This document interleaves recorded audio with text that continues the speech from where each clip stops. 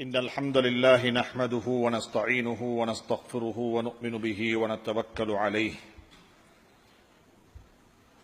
ونعوذ بالله من شرور أنفسنا ومن سيئات أعمالنا ونعوذ بالله من شرور أنفسنا ومن سيئات أعمالنا من يهده الله فلا مضل له ومن يضلله فلا هادي له أشهد أن لا إله إلا الله وحده لا شريك له وأشهد أن سيدنا ونبينا وحبيبنا وشفيعنا ومولانا محمدا عبده ورسوله صلى الله عليه وعلى آله وصحبه وسلم أما بعد அன்பான சகோதரிகளே உங்களுடைய ஒரு பிஸியான ஒரு சந்தர்ப்பத்தில் நல்லவைகளை கேட்க வேண்டும், நானும் சமூகத்துக்கு நலவுகளை செய்ய வேண்டும் என்று சொல்லக்கூடிய ஒரு உணர்வில் ஒன்று கூடியிருக்கிறீர்கள். நம் அனைவருடைய இந்த ஒன்று கூடலையும் இறைவன் பொருந்திக் கொள்வானாக. அன்பான சகோதரிகளே, நான் நேரடியாகவே எனக்கு கொடுக்கப்பட்ட தலையங்கத்திற்கு வரலாம் என்று நினைக்கிறேன். படித்தவர்கள் என்று சொல்லும் பொழுது சமூகத்தில் இருக்கக்கூடிய ஒரு மிக முக்கியமான ஒரு பகுதி. சமூகம் எப்பொழுதும் பார்ப்பது என்னவென்று சொன்னால், இந்த படித்த சமூகம் என்ன சொல்லுகிறது, என்ன செய்கிறார்கள், இவருடைய புத்திமதியின் பக்கம் தேவைப்பட்டவர்களாக இருக்கிறார்கள். அதனால்தான் அல்லாஹ் சுப்ஹானஹு தஆலா அவனால் அனுப்பப்பட்ட அனைத்து நபிமார்களையும் அறிவு கொடுத்து அறிவுடன் சேர்த்துத்தான் அனுப்பி வைத்தான். எந்த நபியும் வெறுமனே ஆத்மீகத்தை மட்டும் எடுத்துக்கொண்டு வரவில்லை.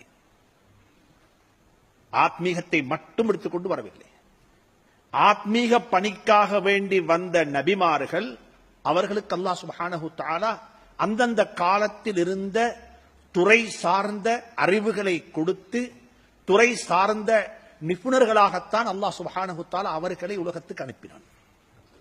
இதை குர்ஆன் மிக தெளிவாக சொல்லிக் கொண்டிருக்கிறது. ஒவ்வொரு நபியினுடைய முஅஜிஸாவாக அற்புதமாக இருந்ததும் வெறுமனே அது ஒரு கண்கட்டி வித்தை அல்ல, ஒரு அறிவுபூர்வமான ஒன்றாகத்தான் இருந்தது. ஹஜ்ரத் யூசுப் அலைஹிஸ்ஸலாத்து வஸ்ஸலாம் அவர்கள் உலகத்துக்கு நபியாக வந்தார்கள். அதே நேரத்தில் அவர் நபி மாத்திரமல்ல, உலகத்துக்கு அவர்கள் ஒரு எக்கானமிஸ்டாக, உலகத்துடைய பொருளாதாரம் இன்றைக்கு எங்கெல்லாம் பொருளாதாரம் பேசப்படுகிறதோ அந்த பொருளாதாரத்துக்கெல்லாம் ஒரு ப்ளூ பிரிண்ட், ஒரு அடிப்படையை கீறி வைத்தவர் யூசுப் அலைஹிஸ்ஸலாத்து வஸ்ஸலாம். பொருளாதாரம் எப்படி பாதுகாக்கப்பட வேண்டும், ஒரு சமூகத்துடைய பொருளாதாரம் எப்படி வளர்க்கப்பட வேண்டும், ஒரு சமூகத்துடைய பொருளாதாரத்தில் தான் அந்த சமூகத்துடைய முதுகெலும்பு இருக்கிறது. சுப்ஹானல்லாஹ். மூசா அலைஹிஸ்ஸலாத்து வஸ்ஸலாம் அவர்களுக்கு அல்லாஹ் கொடுத்தது ஒரு அற்புதம். அந்த காலத்தில் இருந்த வித்தை, சூனியம், இதற்கு எதிரான ஒரு சக்தியை, ஒரு அறிவை அல்லாஹ் சுப்ஹானஹு தஆலா ஹஜ்ரத் மூசா அலைஹிஸ்ஸலாத்துக்கு கொடுத்தான். சுலைமான் அலைஹிஸ்ஸலாத்து வஸ்ஸலாம் ஆட்சி செய்தார்கள், ஒரு பொலிட்டிஷியன். ஸுல்கர்னைன் இஸ்கந்தர் அலைஹிஸ்ஸலாத்து வஸ்ஸலாம் அவர்கள் ஒரு இன்ஜினியர், பொருளியலாளர். இப்படியாக பார்க்கும் பொழுது யாரையுமே அல்லாஹ் சும்மா அனுப்ப இல்லை. அனைவருக்கும் ஒரு அறிவு பின்புலம், ஒரு துறை சார்ந்தவராக, ஒரு துறையில் அவருக்கு முதுமை இருக்கக்கூடிய நிலையில் தான் அவர்களை அல்லாஹ் சுப்ஹானஹு தஆலா உலகத்துக்கு நபியாக அனுப்பினார். அவர்கள் நபித்துவ ஏகத்துவத்துக்குரிய பிரச்சாரத்தை செய்யும் பொழுது மக்கள் அதை மாத்திரம் பார்க்கவில்லை, அவருடைய அறிவு பின்புலத்தையும் பார்த்தார்கள். இவர் எப்படிப்பட்டவர், இவருக்கு அறிவு இருக்கிறது, இவர் ஒரு படித்தவர். இப்படியாக அன்புக்குரிய நண்பர்களே, சகோதரிகளே, அறிவு என்பது நபிமார்களுக்கு கொடுத்து அல்லாஹ்வினால் கொடுக்கப்பட்ட ஒரு மிகப்பெரிய சொத்து. அந்த அறிவை அல்லாஹ் உங்களுக்கு தந்திருக்கிறான். நாங்கள் அறிவை இரண்டாக பிரிக்கவில்லை. ஒரு மனிதனுடைய வெற்றி தோல்வி என்ன படிக்கிறான் என்பதை வைத்து முடிவு செய்யப்பட மாட்டாது.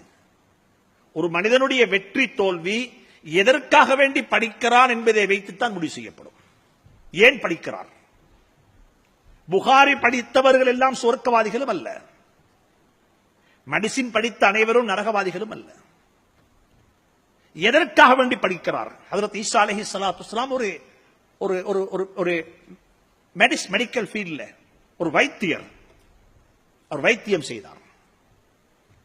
அவருக்கு அல்லாஹ் கொடுத்த முஅஜிஸா அதுதான், அற்புதம் அதுதான். எப்படிப்பட்ட ஒரு டாக்டர், எப்படிப்பட்ட ஒரு வைத்தியர்! அன்புக்குரிய சகோதரர்களே, என்ன படிக்கிறோம் என்பதல்ல பிரச்சனை, எதற்காக வேண்டி படிக்கிறோம், ஏன் படிக்கிறோம், என்ன செய்ய போகிறோம், இந்த அறிவை கொண்டு எதை விளங்கப் போகிறோம். எனவே அன்பு சகோதரர்களே, சகோதரிகளே, இந்த விடயத்தை கவனத்திலிடுங்கள். அல்லாஹ் எங்களுக்கெல்லாம் ஒரு பெரிய ஒரு பொக்கிஷத்தை, அறிவை தந்திருக்கிறான். நாங்கள் அறிவாளிகள், படித்துக் கொண்டிருக்கிறோம், படித்திருக்கிறோம், படிக்க போகிறோம். இன்னும் ஒவ்வொரு நாளும் நாங்கள் எங்களுடைய அறிவை கூட்டிக் கொண்டே இருக்கின்றோம். நபிமார்கள் கூட ரப்பிடத்தில் கேட்ட ஒரு துஆ தான், ரப்பி ஜித்னி இல்மா, என்னுடைய அறிவை, என்னுடைய இல்மை, என்னுடைய நாலேஜை கூட்டுவாயாக. அறிவை தேட வேண்டும், அறிவை கற்றுக்கொள்ள வேண்டும். எனவே அறிவென்பது உங்களுக்கு கொடுக்கப்பட்டிருக்கிறது. அதனால தான் நீங்கள் O level, A level pass பண்ணி யூனிவர்சிட்டிக்கு நீங்க செலக்ட் ஆகி நீங்க வந்திருக்கிறீங்க.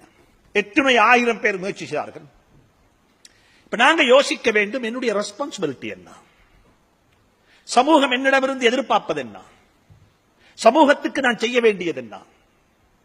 நான் ஆரம்பத்தில் ஓதின ஆயத்து அதைத்தான் ஓதினேன்.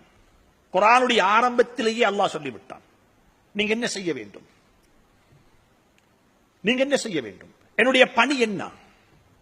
நான் இன்று காலையில கூட எங்களுடைய மதரசாவினுடைய ரஹ்மானியா அரபிக் கலாசாலையினுடைய பழைய மாணவ ஒன்றியத்தின் வருடாந்த பொதுக்கூட்டத்தில் நான் உரை நிகழ்த்தும் பொழுது அங்கிருந்த உலமாக்களுக்கு நான் சொன்னேன், எனக்கும் உங்களுக்கும் ஒரு மரணம் நிச்சயமாக இருக்கிறது. மௌத்துடைய நேரத்தில் சந்தோஷமாக மௌத்தாக வேண்டும், சந்தோஷமாக சிரித்துக் கொண்டு கவலை இல்லாதவனாக மரணிக்க வேண்டும். அதுக்கு என்ன செய்ய வேண்டும்? பொறுப்புகளை செய்துவிட்டு மௌத்தாகங்கள், சந்தோஷமாக மௌத்தாகலாம். நான் செய்துவிட்டேன். செய்ய வேண்டியவைகளை நான் செய்யாமல், கடமைகளை உதாசீனம் செய்துவிட்டு, கடமைகளை பாழாக்கிவிட்டு, என்னிடமிருந்து எதிர்பார்க்கப்பட்ட எதிர்பார்ப்புகளை நான் சமூகத்துக்கு கொடுக்காமல் நான் மௌத்தாகும் பொழுது கவலைப்பட்டவனாக, சஞ்சலப்பட்டவனாக, ஒரு வகையான குற்ற உணர்வுடன் தான் இந்த உலகத்தை விட்டு பிரிந்து நான் போக வேண்டிய நிலை எனக்கு ஏற்படும். ஒரு ஆய்வு சொல்லுகிறது,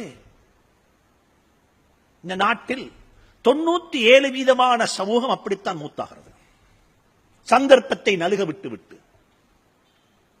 அதனால தான் கேட்பார்களாம், லௌலா அஹர்தனி இலா அஜலின் கரீப், எனக்கு கொஞ்சம் அவகாசம் தான், நான் சந்தர்ப்பங்களை நழுக விட்டு விட்டு வந்திருக்கிறேன், சந்தர்ப்பங்களை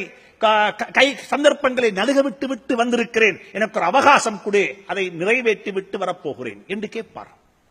சதகான்னு சொன்னா வெறுமனே பணத்தை தர்மம் செய்வது மட்டுமல்ல, பணத்தை கொடுப்பது மட்டுமல்ல சதகா. ஒரு மரத்தை நாட்டுவதும் சதகா. ஒரு மனிதனுக்கு நல்லதை சொல்லிக் கொடுப்பதும் சதகா. இதை செய்யாம நாங்க எங்களுடைய உலக வாழ்வுக்கு பிரியாவிடை பெற்று செல்வோம் என்றிருந்தால் நாங்கள் குற்ற உணர்வுடன் தான் பிரியாவிடை பெற்று போக வேண்டும். உங்களுக்கு ஒரு பொதுமக்களுக்கு பேசுவது போல விளக்கமாக தெளிவாக பேச வேண்டிய தேவையில்லை என்று நினைக்கிறேன். நாங்க சும்மா சொல்லுவோமே, நீங்க எல்லாம் படித்த பாடசாலையில்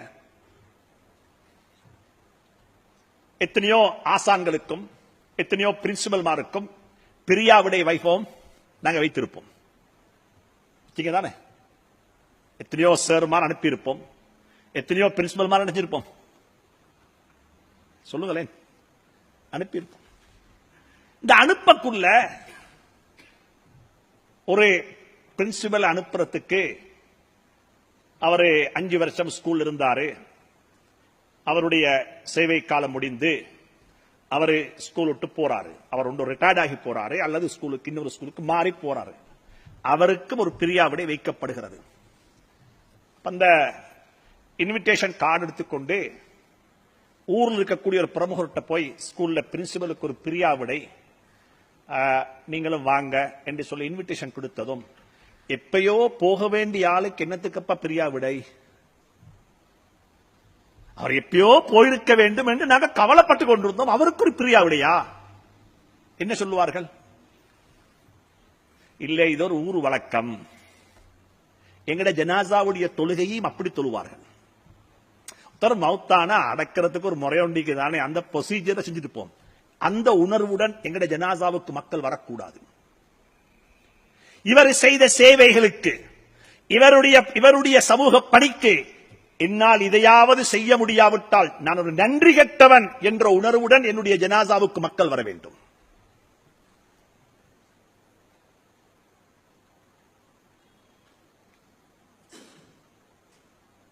அப்படிப்பட்ட பிரின்சிபலாக இருக்க வேண்டாம், அப்படிப்பட்ட ஒரு ஊராக இருக்க வேண்டாம். என்ன இவருக்கு ஒரு பிரியாவிடையா?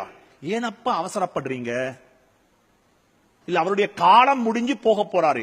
இல்ல எனக்கு இந்த நாட்டினுடைய பிரசிடென்ட் தெரியும், நான் அவரோட பேசுகிறேன், இவருடைய காலத்தை கூட்ட சொல்லி. இன்னொருத்தர் சொல்லுவாரு, அல்லாவே எனக்கு 70 வருஷம் தந்திருக்கிறாயா, நான் இவருக்கு 10 வருஷத்தை கொடுக்கிறேன் யா அல்லாஹ், நான் 60ல பேய்த்திடுறேன். ஏன் நான் வாழுவதை விடவும் இவர் வாழ்வது பிரயோஜனம் சமூகத்துக்கு. எனக்கு கொடுக்கப்பட்ட வாழ்நாளை விடவும் இவருக்கு அந்த வாழ்நாள் கொடுக்கப்பட்டிருந்த சமூகத்துடைய மேம்பாட்டுக்காக உழைத்திருப்பார் என்று சொல்லி மக்கள் சொல்ல வேண்டும். அந்த நிலைக்கு நாங்கள் எங்களை ஆளாக்கிக் கொள்ள வேண்டும். சமூகம் அப்படி எங்களை பார்க்க வேண்டும். எங்களிடம் இருக்கக்கூடிய திறமைகள் இதற்கு பயன்படுத்தப்பட வேண்டும். அதைத்தான் குர்ஆன் மிக தெளிவாக, சகோதர சகோதரிகளே, இந்த விடயத்தை கவனத்திடுங்கள். என்னுடைய திறமைகள், எனக்குள்ளே பொதுங்கி எனக்குள்ளே மறைந்திருக்கக்கூடிய ஆளுமைகள் எனக்கு தெரியாது, எங்களுக்கு தெரியாது. ஒரு கிளாஸ்ல ஒரு ஐஸ் கியூப போட்டா, கட்டிய போட்டா, வெறுமனே எங்களுக்கு பார்க்கலும் 20 வீதத்தை தான். மேலுக்கு எவ்வளவு இருக்கும்? 20%, 20 வீதம். 80 வீதம் தண்ணி உள்ளுக்கு மறைந்திருக்கும். இதை காண முடியாது. அதனுடைய அளவு சைஸ எங்களால் பார்க்க முடியாது, மறைந்திருக்கிறது. வெளியில் இருக்கிறது 20 வீதம் தான். இதே போலத்தான் ஒவ்வொரு மனிதனுக்கும் அல்லாஹ் கொடுத்திருக்கக்கூடிய திறமைகள் அவனுக்குள்ளே மறைந்திருக்கிறது. அது எங்களுக்கு தெரியாது. உமர் ரலியல்லாஹு தஆலா அன்ஹு இஸ்லாத்துக்கு முன்னால் எப்படி இருந்தார்கள்? அவர்களுக்கு தெரியாது என்ன எனக்குள்ளே இருக்கிறது, என்ன ஆளுமை, லீடர்ஷிப், என்ன குவாலிட்டி, எப்படிப்பட்ட ஆளுமை, திறமை, வளத்தை அல்லாஹ் எனக்குள்ளே மறைத்து வைத்திருக்கிறான் என்பது உமருக்கு தெரியாது. அதனால தான் ஸல்லல்லாஹு அலைஹி வஸல்லம் மனிதர்களுடைய திறமைகளுக்கு உதாரணம் சொன்னார்கள். என்ன தெரியுமா உதாரணம்? அன்னாசு மஆதின் கமஆதினில் ذهب والفضة. மனிதனுக்கு உதாரணம், மனிதன் யாரை போல என்று சொன்னால் ஆட்டை போல, மாட்டை போல அல்ல. அல்லாஹ் குர்ஆன்ல மனிதனுக்கு உதாரணம் ஆடு மாடாகவும் சொல்லுகிறான். குர்ஆன்ல மனிதனுக்கு உதாரணம், என்னை மன்னித்துக் கொள்ளுங்கள், குர்ஆன் சொல்லுவதை சொல்லுகிறேன். மனிதர்களுக்கு உதாரணம் குர்ஆனில் நாய், கழுதை. மனிதனுக்கு உதாரணம் ஆடு, மாடு என்பதாகவும் சொல்லப்பட்டிருக்கிறது. مثل الذين حملوا التوراة ثم لم يحملوها كمثل الحمار. படித்திருக்கிறார்கள், அறிந்திருக்கிறார்கள், தெரிந்திருக்கிறார்கள், சமூகத்துக்கு செய்ய வேண்டும், சமூகத்தை வாழ வைக்க வேண்டும். நான் எனக்கு கொடுக்கப்பட்ட இந்த அறிவு எனக்கல்ல, சமூகத்துக்காக வேண்டி கொடுக்கப்பட்ட அறிவு, சமூகத்துடைய மேம்பாட்டுக்காக வேண்டி நான் உழைக்க வேண்டும் என்பதையெல்லாம் நாங்கள் படித்ததுக்கு பிறகு அதை நாங்கள் செயல்படுத்தாவிட்டால் எனக்கு உதாரணம் என்ன தெரியுமா? அல்லாஹ் சொல்லுகிறான், நீ கழுதையை போல. ஏடுகள் சுமத்தாட்டப்பட்ட இவனுடைய PhD ரிசர்ச் என்ன? சமூகத்துடைய டெவலப்மெண்ட்டுக்கு ஹியூமன், மனித வளத்தினுடைய பங்களிப்பு எவ்வளவு முக்கியம், அதுதான் ரிசர்ச். அவர் செஞ்ச சேவை என்ன சமூகத்துக்கு? அவருடைய பங்களிப்பு என்ன சமூகத்துக்கு? இந்த ரிசர்ச் இருக்குது. இது ஒரு கழுதைக்கு மேல் ஏத்தினா அந்த கழுதைக்கு நாங்க டாக்டர் பட்டம் கொடுக்கறில்ல. அந்த கழுதையை பார்த்து யாரும் கலாநிதினு சொல்றது இல்ல. இது அல்லாஹ் சொல்லுகிறான், இல்ல, ஏடுகளை சுமந்த கழுதைகளாக மாறிவிடாதீர்கள். அது வாழ்க்கையில செயல்பாடாக வெளியாக வேண்டும். வாழ்க்கையில் அது வெளிப்படுத்தப்பட வேண்டும். அல்லாஹ் சொல்கிறான் குர்ஆன்ல. இன்னும் ஒரு இடத்துல குர்ஆன் சொல்லுகிறது மஸலுஹு கமஸலில் கல்ப். அது எதுக்குன்னு சொன்ன உதாரணம், ஒன்றை நம்புகிறோம், விசுவாசிக்கிறோம், இறைவன் ஒருவன், அல்லாஹ் ஒருவன், இப்படிப்பட்டு தான் வாழ வேண்டும் என்று நம்புகிறோம். நம்பிக்கைக்கு முரணாக செயல்படக்கூடியவர்களுக்கு உதாரணம் நாயை போன்றவர்கள். லஞ்சம் வாங்கக்கூடாது எல்லாருக்கும் தெரியும். லஞ்சம் வாங்கக்கூடாது எல்லாருக்கும் தெரியும். இன்னைக்கு லஞ்சம் வாங்குற யார் சொல்லுங்க பாப்போம்? படித்தவர்களா படிக்காதவர்களா?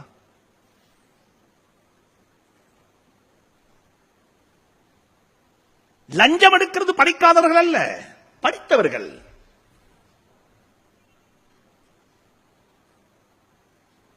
அன்புக்குரிய சகோதர சகோதரிகளே, அல்லாஹ் எங்களுக்கு தந்த அறிவு எதற்காக வேண்டி? அப்ப அல்லாஹ் சொல்றான் குர்ஆன் இன்னும் ஒரு இடத்துல சொல்லுகிறான், உலாயிக கல் அன்ஆம். ஒரு கூட்டம் இருக்கிறது மனிதர்கள்ல, அவர்கள் ஆடு மாடு ஒட்டகத்தை போன்றவர்கள். எப்படி? மற்றவர்களுக்கு எந்த லாபம், மற்றவர்களுக்கு எந்த விதமான தொந்தரவும் செய்ய மாட்டார்கள். யக்குலூன வயத்தமத்தஊன கமா தஅகுலுல் அன்ஆம். நாங்க சந்தோஷமா இந்த உலகத்துல என்ஜாய் பண்ணி நாங்க சம்பாதிச்சோம், நாங்க படிச்சோம், நாங்க வீடு கட்டினோம், நானும் என்ற குடும்பமும் என்று சொல்லி என்ன செய்வாங்க? வாழ்ந்துட்டு டிபார்ச்சர், எங்கட காலம் முடிச்சு. அந்த ஊர் மக்களுக்கு என்ன பிரயோஜனம்? இல்ல எங்க ஊர்லயும் டாக்டர் ஒருத்தர் இருக்கிறாரு, அவ்வளவுதான் பிரயோஜனம். எங்கட ஊர்லயும் ஒரு டாக்டர் இருக்கிறாரு என்பதுதான் பிரயோஜனம். அல்லாஹ் சொல்றான் குர்ஆன் இது, யக்குலூன வயத்தமத்தஊன கமா தஅகுலுல் அன்ஆம். அவங்க படித்தாங்க, தேடினாங்க, சம்பாதிச்சாங்க, வீடு கட்டினாங்க, வாகனம் வாங்கினாங்க, உலகத்தில் வாழ்ந்தாங்க. சமூகத்தை பத்தி அவங்களுக்கு எந்த கவலையும் இல்லை, அப்படியே வாழ்ந்துட்டு போய்த்தாங்க. அவர்களுடைய வாழ்க்கையினுடைய நோக்கம் அந்த ஆடும் மாடும் தலையை ஆட்டி ஆட்டி உண்ணுவது போல, என்ஜாய் பண்ணுவது போல, வாழ்க்கையை என்ஜாய் பண்ணிட்டு வாழ்க்கையை சந்தோஷமாக கழித்து விட்டு இந்த உலகத்தை விட்டு போயிடணும். இது இல்ல நோக்கம். எங்கட நோக்கம் என்ன தெரியுமா? நாங்க யாரு தெரியுமா? குர்ஆனுடைய ஆரம்பத்தில் அல்லாஹ் சொல்லிவிட்டான், வமிம்மா ரஸக்னாஹும் யுன்ஃபிகூன். இது பணக்கார சமூகத்துக்குரிய ஆயத்தல்ல. இது இந்த ஆயத்தை எல்லாரும் முதல்ல பணக்காரனுக்கு தான். அங்க வமிம்மா ரஸக்னாஹும் மினல் அம்வால், பணத்திலிருந்து நாங்க எதை கொடுத்தோமோ அதை தர்மம் செய்வாங்கன்னு குர்ஆன் சொல்ல இல்ல. குர்ஆன் சொல்லுது, நாம் அவர்களுக்கு எந்த திறமையையும் ஆளுமையையும் வளத்தையும் கொடுத்தோமோ அதை அவர்கள் செலவு செய்வார்கள். பணம் அல்ல, பணம் மட்டுமல்ல.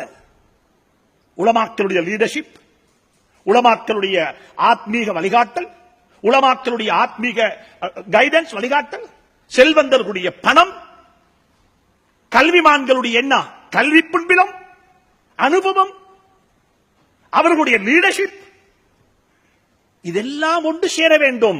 எப்படி ஒரு பணக்காரன் தந்த பணத்தை செலவழிக்கிறானோ, பணத்துக்கு ஜகாத்து கொடுக்கிறானோ, பணத்தை கொண்டு வக்ஃப் செய்கிறானோ, பணத்தை கொண்டு ஒன்றை உருவாக்குகிறானோ, அவர் பணக்காரன் மட்டுமல்ல. உலமாக்களுக்கு இருக்கிறது, கல்விமான்களுக்கு இருக்கிறது, பட்டதாரிகளுக்கு இருக்கிறது, துறை சார்ந்தவர்களுக்கு இருக்கிறது. எங்களுக்கு அல்லாஹ் தந்த வளம் பாவிக்கப்பட வேண்டும், சமூகத்துக்கு கொடுக்க வேண்டும். சமூகத்துக்கு கொடுத்து விட்டுத்தான் இந்த உலகத்தை விட்டு பிரிந்து போக வேண்டும். அதைத்தான் குர்ஆன் மிக தெளிவாக சொல்லுகிறது, வமிம்மா ரஸக்னாஹும் யுன்ஃபிகூன். நாம் அவர்களுக்கு கொடுத்ததிலிருந்து அவர்கள் செலவழிப்பார்கள். அது பணம் மட்டுமல்ல, அறிவு. இன்றைக்கு சமூகத்துக்கு எவ்வளவு தேவைப்படுகிறது அறிவு. ஒரு கவுன்சிலிங் என்று சொன்னா இன்றைக்கு நான் சொல்றது ஃபர்து ஐன். இப்ப என்கிட்ட யாராவது கேட்டால் என்ன படிச்சா நல்லம் என்று சொல்லி கேட்டால் நான் சொல்லுவேன், கட்டாயம் போய் என்ன படிங்க, உளவியல் துறையில படித்து பட்டதாரியாக வெளியே வாருங்கள். ஏன் அவ்வளவு பிரச்சனை சமூகத்தில் எல்லாருக்கும் தேவை.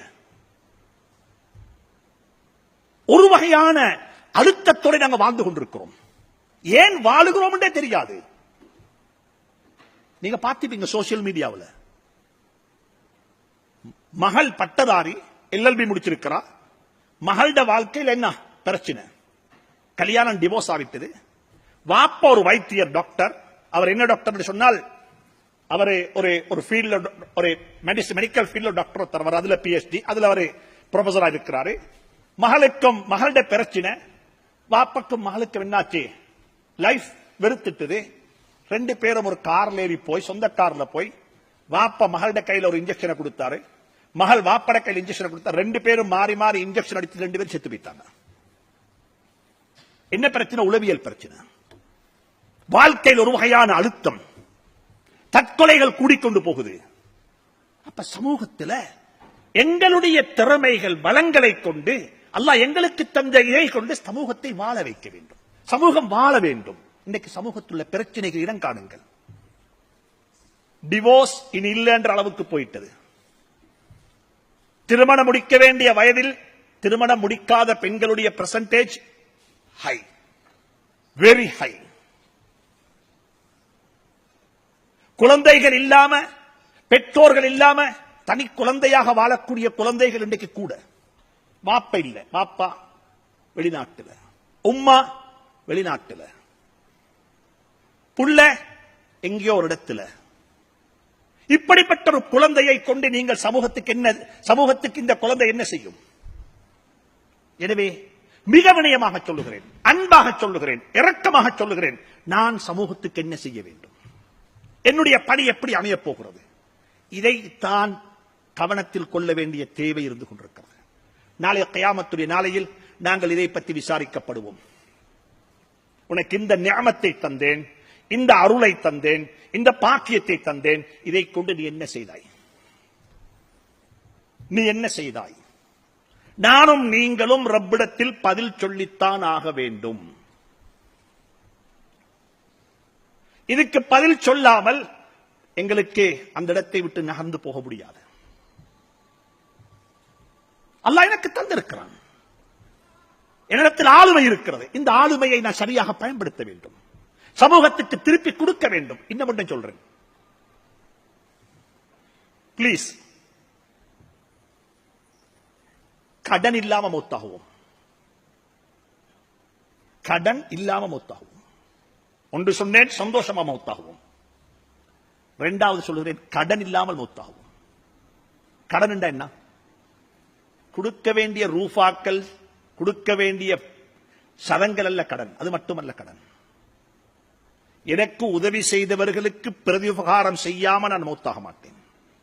என்னை உருவாக்கிய நாட்டுக்கு நான் என்ன செய்ய வேண்டும்? ஒரு உபகாரியாக மாற வேண்டும், இந்த நாட்டுக்கு உபகாரியாக மாற வேண்டும். இந்த நாடு என்னை உருவாக்கி இருக்கிறது, உங்களுக்கெல்லாம் இந்த நாடு செலவழிக்கிறது. இந்த நாட்டுக்கு நான் என்ன திருப்பி கொடுக்க போறேன்? என்னை ஒரு மதரசா உருவாக்கியது, எத்தனையோ செல்வந்தர்கள் எனக்கு செலவழித்திருக்கிறார்கள், எத்தனையோ தனவந்தர்கள் ஒரு கனவு கண்டார்கள், இவரை உருவாக்கினால் இவர் இதை செய்வார், இப்படிப்பட்ட ஒருவராக வருவார், என்னுடைய கபர் இவரை கொண்டு பிரகாசமாகும், இவருக்கு முதலீடு செய்வதன் ஊடாக என்னுடைய சமூகத்துக்கு ஒரு தேவை, சமூகத்துக்கு ஒரு நலவு நடக்கும் என்று சொல்லி எல்லாம் கனவுகள் கண்டுதான் பல பேர் செஞ்சாங்க, செலவழிக்கிறாங்க. இந்த நாடு செலவழிக்கும். உங்களுக்கு இந்த நாட்டில் பல்கலைக்கழகம் ஒன்று நடத்துவது லேசில்லை. இன்னும் ஒன்றை நல்லா புரிந்து கொள்ளுங்க. நானும் ஒரு 45க்கு மேற்பட்ட நாடுகளுக்கு போயிருக்கிறேன். அங்கெல்லாம் போனால் சில விடயங்களை கொமனா விசாரிப்பேன். நான் போன நாடுகள்ல பார்த்தோண்டுதான், ஒரு சில நாடுகள்ல மட்டும்தான் கல்வி இலவசம், கல்வி இலவசம், எடுகேஷன் ஃப்ரீ அல்லது ஃப்ரீ எடுகேஷன், இலவச கல்வி. எதுவரைக்கும்? PhD வரைக்கும். ஆனா வளர்ந்த நாடுகள் UK, USA, Canada, Australia, New Zealand போய் பாருங்கள், பார்ப்போம் கல்விக்கு எவ்வளவு விலைன்னு சொல்லி. ஒரு டிகிரி என்ன விலை? அன்றைக்கு ஒரு சகோதரர் கவலையோட சொல்லுகிறார், ஒரு டிகிரி ஹோல்டராக எங்களுடைய குழந்தைகள் வெளியாகுவதாக இருந்தால், ஒரு கையில டிகிரி சர்டிபிகேட் இருந்தால் மற்ற கையில பேங்குக்கு கட்ட வேண்டிய லோனுடைய ஸ்டேட்மெண்ட் கையில் இருக்கும். நான் இவ்வளவு பேங்கு கட்டிக்குது, $75,000 $75,000 இல்லாம மினிமம் ரிக்வயர்மெண்ட் ஒரு டிகிரி முடிக்கிறதுக்கு. இதுக்கு பேங்க் லோன் கொடுக்குது, ஃப்ரீ இன்ட்ரெஸ்ட் ஃப்ரீ லோன். எது வரைக்கும் இன்ட்ரெஸ்ட் ஃப்ரீ? நீங்க ஜாப் ஸ்டார்ட் பண்ணும் வரைக்கும். என்னைக்கு ஜாப் ஆரம்பிப்பீங்களோ அன்றைக்கு என்ன செய்யும்? மீட்டர் ஓட ஆரம்பிக்கும். இப்ப ஷரியாவுடைய பெர்ஸ்பெக்டிவ்ல ஃபத்வா கேட்கறாங்க, இந்த டிகிரி செய்யலாமா, இதுக்கு போகலாமா? இந்த நாடு எங்களுக்கு இலவசமாக எல்லாம் தந்திருக்குது. இந்த நாட்டில் உள்ள பள்ளிவாசல் நாங்க வாங்க இல்ல, இந்த நாட்டில் உள்ள மதரசாக்கள் நாங்க உருவாக்க இல்ல, இந்த நாட்டில் உள்ள மையவாடி நாங்க உருவாக்க இல்ல. இதெல்லாம் யாரோ செஞ்சு வச்சுட்டு போனாங்க, நாங்க பாவிக்கிறோம். இந்த நாட்டுக்கு எப்ப திருப்பி கொடுக்க போறோம்? நாட்டுக்கு பிரயோஜனம் உள்ள மக்களாக மாறுங்கள். முதலாவது என்னுடைய அழைப்பில் தான், முஸ்லிம்களுக்கு அல்ல, நாட்டுக்கு பிரயோஜனம் உள்ள மக்களாக நாங்கள் எங்களை மாற்றிக்கொள்ள வேண்டும். இந்த நாடு பெருமை அடைய வேண்டும். மாஷா அல்லாஹ், இந்த நாட்டில் வாழக்கூடிய 10% முஸ்லிம்கள் இந்த நாட்டுக்கு பிரயோஜனமானவர்கள். நான் ஒன்று சொல்லுகிறேன், எங்களுடைய நிலைப்பாடு எப்படி தெரியுமா ஆக வேண்டும்? எங்களுடைய முன்னோர்கள் இருந்தார்கள், அவர்கள் சொன்னார்கள், இந்த நாடு எங்களுக்கு தேவையில்லை, ஆனால் இந்த நாட்டுக்கு நாங்கள் தேவை.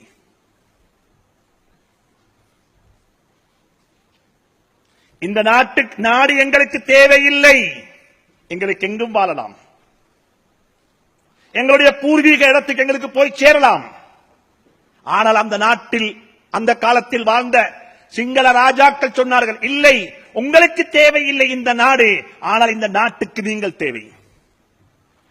உங்களுடைய பங்களிப்பு, உங்களுடைய சமூக சேவை இந்த நாட்டுக்கு தேவை, உங்களுடைய அறிவு இந்த நாட்டுக்கு தேவை, உங்களுடைய லீடர்ஷிப் இந்த நாட்டுக்கு தேவை, உங்களுடைய ஆளுமை இந்த நாட்டுக்கு தேவை, உங்களுடைய ஸ்பிரிச்சுவல் ஆத்மீக வழிகாட்டல் இந்த நாட்டுக்கு தேவை என்று சொல்லக்கூடிய அளவுக்கு அந்த காலத்தில் வாழ்ந்த மக்கள் வாழ்ந்தார்கள். எனவே ஒன்று மிக உறுதியாக சொல்லுகிறேன், இந்த நாட்டுக்கு பிரயோஜனம் உள்ள மக்களாக நாங்கள் எங்களை ஆக்கிக் கொள்ளாத வரையில் இந்த நாட்டில் நாங்கள் நெசுக்கப்படுவோம். நாங்கள் நெசுக்கப்படுவோம். ஏன்? தேவையில்லை, பிரயோஜனம் இல்லாதவர்கள், உதவாக்கரை இருக்கிறார்கள். வளங்களை சாப்பிட்டு விட்டு அப்படியே முடித்து விடுவார்கள், வளங்களை அனுபவித்து விட்டு முடித்து விடுவார்கள். இது நான் சும்மா சொல்ல இல்லை உங்களுக்கு, இது ஒன்று நீங்க நினைக்க வேண்டாம் இதெல்லாம் இவருக்கு கொட்டது சொல்றார் என்று சொல்லி. இது ஒரு ரிசர்ச் டாக்குமெண்ட். இது அட்டுல் கமா இன்சிடென்ட் நடந்ததுக்கு பிறகு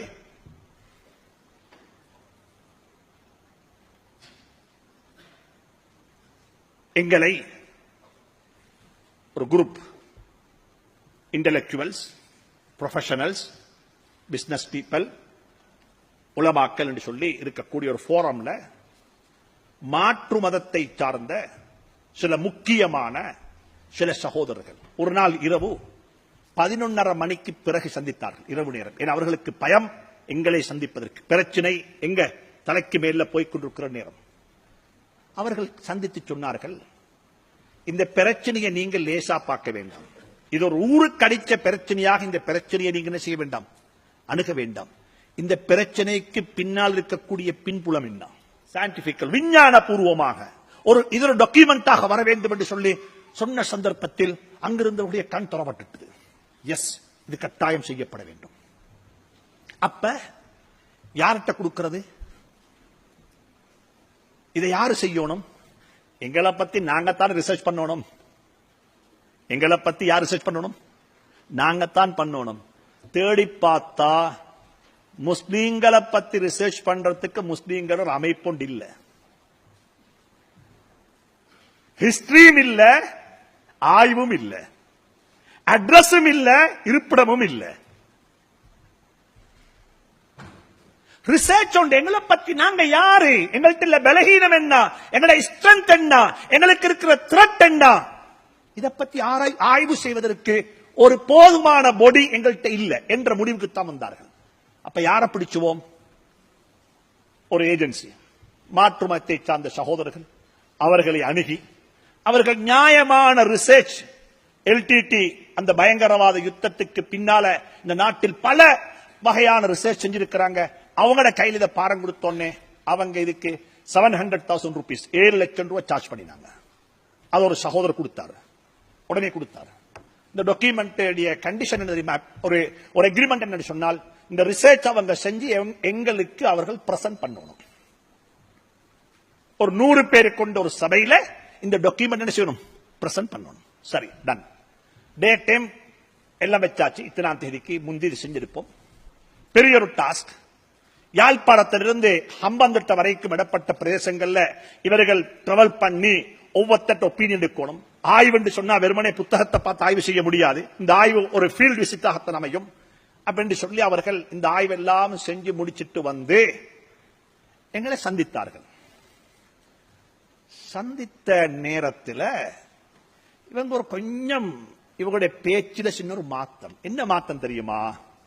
டாக்குமெண்ட் தாரோம் பிரசன்ட் பண்ணேதான். டாக்குமெண்ட் தாரோம் என்ன செய்ய முடியாது. அப்ப இல்ல நீங்க பிரசன்ட் பண்ணணும். இல்ல பிரசன்ட் பண்ணல எங்களுக்கு, நீங்க பாத்துக்கோங்க. நாங்க உங்களுக்கு இதை டாக்குமெண்ட் ஆகத்தாரோம், பிரசன்டேஷன் ஆகத்தாரோம். எங்கள்கிட்ட மக்கள் தந்த 248 பேர் தந்த வாய்ஸ் கட் எங்கள்கிட்ட இருக்கு, அதைத்தாரோம். இதெல்லாம் போட்டு பாத்துக்கோங்க, இது எங்களுக்கு பிரசன்ட் பண்ணு. அப்ப நாங்க துருவி துருவி கேட்டு சொன்னோம், இல்ல பிரசன்ட் பண்ணலாம். இல்ல மக்கள் சொன்ன கருத்துக்களை எல்லாம் உங்களோட முகத்தை பார்த்து எங்களுக்கு சொல்லலாம். மக்கள் உங்களை பத்தி சொன்ன கருத்துக்களை எல்லாம் எங்களுக்கு என்ன செய்ய முடியாது, உங்கள்கிட்ட சொல்லலாது. எங்களுக்கு வெக்கம்.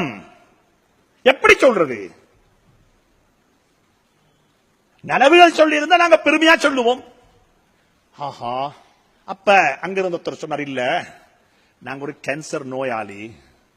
டாக்டர் வந்து நோயாளியை பார்த்து, என்ன உனக்கு கேன்சர் அழுக வரத்தான் செய்யும், அதுக்காக வேண்டி உனக்கு தலைவலி வைத்தியம் செய்ய இயலாது. என்ன சொல்லணும்? கேன்சர் என்று சொல்லித்தான் நீ சொல்லுவாப்பான்னு சொல்லி அவரை நிர்பந்தித்துக்கு பிறகு கதிர்காமர் இன்ஸ்டிடியூஷன்ல, அந்த இன்ஸ்டிடியூட்ல ஒரு 100 பேர் கொண்ட ஒரு சபையில பிரசன்டேஷன் ஆரம்பிச்சாங்க. பிரசன்டேஷன்ல அவங்க சொல்லக்கூடிய கருத்துக்கள், மாற்று மதத்தை சார்ந்த சகோதரர்கள் சொல்லக்கூடிய கருத்துக்கள், பல்கலைக்கழகம் தொட்டு பள்ளிக்கூடம் வரைக்கும் முஸ்லீம்கள் யார், முஸ்லீம்களுடைய மனோநிலை என்ன, அதுல முதலாவது பாயிண்ட் என்ன தெரியுமா? அவர்கள் சொன்ன கருத்துல முதலாவது பாயிண்ட், முஸ்லீம்கள் இன்னும் நினைச்சு கொண்டிருக்கிறாங்க இந்த நாட்டுக்கு நாங்க விருந்தாளிகள். இந்த நாட்டில் நாங்க யாரு? நாங்க யாரு? விருந்தாளிகள். என்ன அர்த்தம் அப்படின்னா, நீங்க எல்லாம் எங்களுக்கு செலவழிச்சோட நாங்க ஒண்ணு செலவழிக்க மாட்டோம். எங்களுக்கு எல்லா ரைட்ஸும் இருக்குது, எங்களுக்கு எல்லாம் நீங்க தரோம், நாங்க பில் கட்ட மாட்டோம். விருந்தாளிகளாக வாழ்ந்துட்டு போறோம். எங்களுக்கு இந்த தேசிய கீதம், இந்த நாட்டுக்கொடி, இந்த நாட்டுப்பற்று, இந்த நேஷனல் டே, வேற என்ன இருக்குது, இந்த டெங்கு ஒழிப்பு என்ன வந்தாலும் அது எங்களுக்கு பிரச்சனை இல்லாது, நீங்க செய்யுங்க, நாங்க விருந்தாளிகள். இது ஒரு கண்ணோட்டம். இதுக்கு போட்டு காட்டினாங்க வாய்ஸ் எல்லாம். நேஷனல் எந்த ஒரு இஷ்யூலையும் முஸ்லிம்கள் பங்கெடுக்கிறல. முஸ்லிம்களுடைய பங்களிப்பு ரொம்ப குறைவாக இருக்கும். உண்டு. இரண்டாவது சொல்றாங்க, சுப்ஹானல்லாஹ், மக்களுடைய அப்சர்வேஷன், மக்களுடைய பார்வை. இரண்டாவது சொல்றாங்க, சுயநலவாதிகள். தண்ட வேலையை எப்படி சாதிச்சு கொள்ளணும் என்றது நல்லா தெரியும். கியூல நிக்க மாட்டாங்க. எங்க நிக்க மாட்டாங்க? கியூல நிக்க மாட்டாங்க. தண்ட சமூகம் என்று வந்தா அரவணைத்துக் கொள்வார்கள். அப்படி சொல்லி போட்டு ஒரு டாக்டர் ஒருத்தர் கொடுத்த ஒரு சிசிடி கேமரால கொடுத்த ஒரு பிலிமை போட்டு காட்டினாங்க. என்ன மன்னிச்சு சொல்றதுக்கு, ஒரு சகோதரி உட்கார்ந்து இருக்கிறா ஒரு ஹாஸ்பிட்டல் ஓபிடியில ஒரு டெஸ்க்ல. அவ கொஞ்சம் காலை விரிச்சு போட்டு உட்கார்ந்து இருக்கிற. இங்களையும் 2 இன்ச்சு இருக்குது, இங்களே 2 இன்ச்சு இருக்குது. அவ உட்கார்ந்து இருக்கிற 8 இன்ச்சில. அப்ப கொஞ்சம் இங்கிட்டானே இந்த வாழ்க்கை அவ உட்கார்ந்து கொண்டு முன்னுக்கு மக்கள் நிக்கிறாங்க. இவ பாக்குறா இல்ல, இவ கீழே தான் பார்த்து கொண்டிருக்கா. இப்படி கீழுக்கு பார்த்து கொண்டு இருக்கிறா. அப்ப எத்தனையோ பேர் கையில புள்ளைய வச்சுக்கொண்டு கையில சுமந்து கொண்டு அப்படி சும்மா நிக்கிறாங்க. எல்லாரும் இங்க பாக்குறாங்க, யாரும் கேட்கறாங்க. இவவும் நல்லா விரிச்சு உட்கார்ந்து இருக்கிற. இங்களை கொஞ்சம் இங்க கொஞ்சம் இடம் இருக்குது. அப்படி இருக்கக்குள்ள இன்னும் ஒரு அபாயா போட்ட பொம்புல வந்தா. அவ கூப்பிட்டு இங்கிட்டாவி யாருக்கு இடத்த கொடுத்தா? இந்த டாக்டர் இதை துண்டெடுத்து யாரை கொடுத்தீங்க?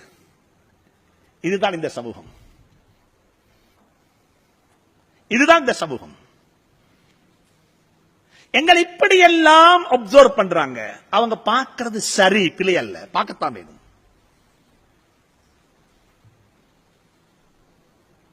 நாங்க சமூகத்துக்கு என்ன செஞ்சிருக்கிறோம்? தயவு செஞ்சு சொல்றேன், அன்பு சகோதர சகோதரிகளே, இந்த நாடு உங்களுக்கு என்ன செலவழிக்கிறதோ, செலவழித்துக் கொண்டிருக்கிறதோ, அதை இந்த நாட்டுக்கு திருப்பி கொடுத்து விட்டு மொத்தாகுங்கள். Please pay back. இதை திருப்பி கொடுங்க. எங்கட மனசாட்சி ஒன்றுக்கு நாங்க சொல்லணும், எஸ், நீங்க என்ன உருவாக்கினீங்க, நான் இந்த நாட்டுக்கு அட்வல்யூ பண்ணிருக்கிறேன், என்னுடைய சேவையினால் இந்த நாடு வளர்ந்திருக்கிறது, என்னுடைய சேவையினால் இந்த நாட்டுக்கு சேவை செய்யப்பட்டிருக்கிறது, என்னுடைய சேவையினால் இந்த நாடு உயர்வு கண்டிருக்கிறது என்ற நிலைக்கு எங்களுடைய மனம் திருப்தி அடைய வேண்டும். நான் எல்லாருக்கும் சொல்றேன், பிளீஸ். நாங்க செல்வந்தர்களுக்கு சொல்றோம், நீங்க சம்பாதிக்கிறதுல ஜகாத்து மட்டுமல்ல கொடுக்கணும். ஜகாத்து 2.5%. அது குறிப்பிட்ட இடத்துல கொடுக்கணும், குறிப்பிட்ட பணத்துல கொடுக்கணும், குறிப்பிட்ட ஆட்களுக்கு கொடுக்கணும். இடமும் குறிப்பிடப்பட்டிருக்குது. கொழும்புல உள்ள ஜகாத் எங்க கொடுக்கணும்? கொழும்புல.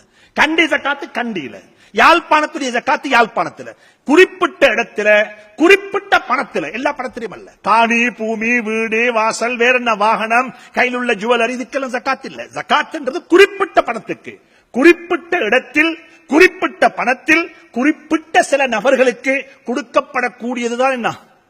ஜகாத். ஜகாத்தை கொண்டு மட்டுமல்ல, நாங்க யாருக்கு சொல்றோம்? உங்களுக்கும் சொல்லுகிறோம், உங்களுக்கும் சொல்லுகிறோம். கொடுக்கிறன்றது பணக்காரர் மட்டுமல்ல, ஏழையும் கொடுக்கணும், ஏழையும் கொடுக்கணும். கொடுப்போம், இருக்கிறதை கொடுப்போம், வளர்ப்போம், அல்லாஹ் வளர்ப்பான். எனவே இந்த நிலை தான் சமூகத்தில் வர வேண்டும். இந்த மாற்றம் சமூகத்தில் வரும் என்றிருந்தால் சமூகம் இன்ஷா அல்லாஹ் வளர்ந்து மேல வந்துடும். நான் அசருக்கு மகரிபுக்கு முன்னால் நடந்த ஒரு கூட்டத்தில் சொன்னேன், ஒரு சமூகத்துடைய மேம்பாட்டுக்கு 3 முக்கியமான 3 பேருடைய பங்களிப்பு இருக்குது, 3 வகுப்பாருடைய பங்களிப்பு இருக்குது. அதுல ஒன்று உலமாக்களுடைய வழிகாட்டல். தயவு செஞ்சு சொல்றேன், உலமாக்களுடைய வழிகாட்டல் மிக முக்கியமானது. நான் எப்பொழுதும் உறுதியாக சொல்லுவேன், கல்வியை கொண்டு மட்டும் சமூகத்துடைய மேம்பாட்டை காண முடியாது. ஆத்மீகம் நிறைந்த கல்வி சமூகத்துக்கு தேவை. ஆத்மீகம் நிறைந்த கல்வி சமூகத்துக்கு தேவை. ஏன் குர்ஆன் இக்ரா என்று மட்டும் சொல்லவில்லை, இக்ரா பிஸ்மி ரப்பிக்கல்லதீ ஹலக், உன்னை படைத்த ரப்புடைய திருநாமத்தை கொண்டு படிப்பாயாக. என்னை படைத்தவனை மறந்து அவனை விட்டுவிட்டு அவனுடைய கட்டளைகளை புறக்கணித்துக் கொண்டு என்னால் படிக்க முடியாது. ஆத்மீகம் நிறைந்த கல்வி முதலாவது சமூகத்துக்கு தேவை. எனவே உங்க எல்லாருக்கும் சொல்றேன், இங்க எத்தனையோ உலமாக்கள் இருக்கிறாங்க, மதரசாக்கள்ல ஓதி போட்டு டிகிரி பட்டம் எடுப்பதற்காக வேண்டி பல்கலைக்கழகம் வந்திருக்கிறார்கள். பல்கலைக்கழகத்தில் உள்ள டிகிரி ஹோல்டர்ஸுக்கு சொல்லுகிறேன், நீங்க டிகிரி வாங்கி கொண்டு போய் ஆலிம்களாக மாற வேண்டும். ஏன் ஒரு டாக்டர் ஜாக்கிர் நாய்க்காக மாற முடியாதா? ஒரு பிரதர் நூமா அலிகானாக மாற முடியாதா? அமெரிக்காவில் உள்ள எத்தனையோ சிஸ்டர்ஸ், எத்தனையோ சகோதரி இருக்கிறாங்க, பட்டப்படிப்பை முடித்துவிட்டு ஷரியாவுடைய துறையில் அவர்கள் பட்டப்படிப்பை முடித்துக் கொண்டு இந்த சமூகத்தில் தாவா செய்கிறார்கள். ஒரு முன்மாதிரியான சமூகமாக இருக்கிறார்கள். மிக அன்பாக சொல்லுகிறேன், ஷரியாவுடைய எல்லைக்கு உள்ளே இருந்து கொண்டு ஷரியாவினுடைய வரையறைகளை பேணி ஷரியாவுடைய வரையறைகளை தௌடுபடியாக்காமல் நாங்கள் இருந்து கொண்டு எங்களுடைய படிப்பை, எங்களுடைய கல்வியை நாங்கள் தொடர வேண்டும். ஆத்மீகம் படித்தவர்கள் இந்த கல்வியை படியுங்கள், இந்த கல்வியை படித்தவர்கள் ஆத்மீகத்தை படியுங்கள். இது ரெண்டும் அனைவருக்கும் தேவை, அனைவருக்கும் தேவை. நான் ஹார்வர்ட் யூனிவர்சிட்டியில ஒரு புரோகிராமத்துக்கு போயிருந்தேன்.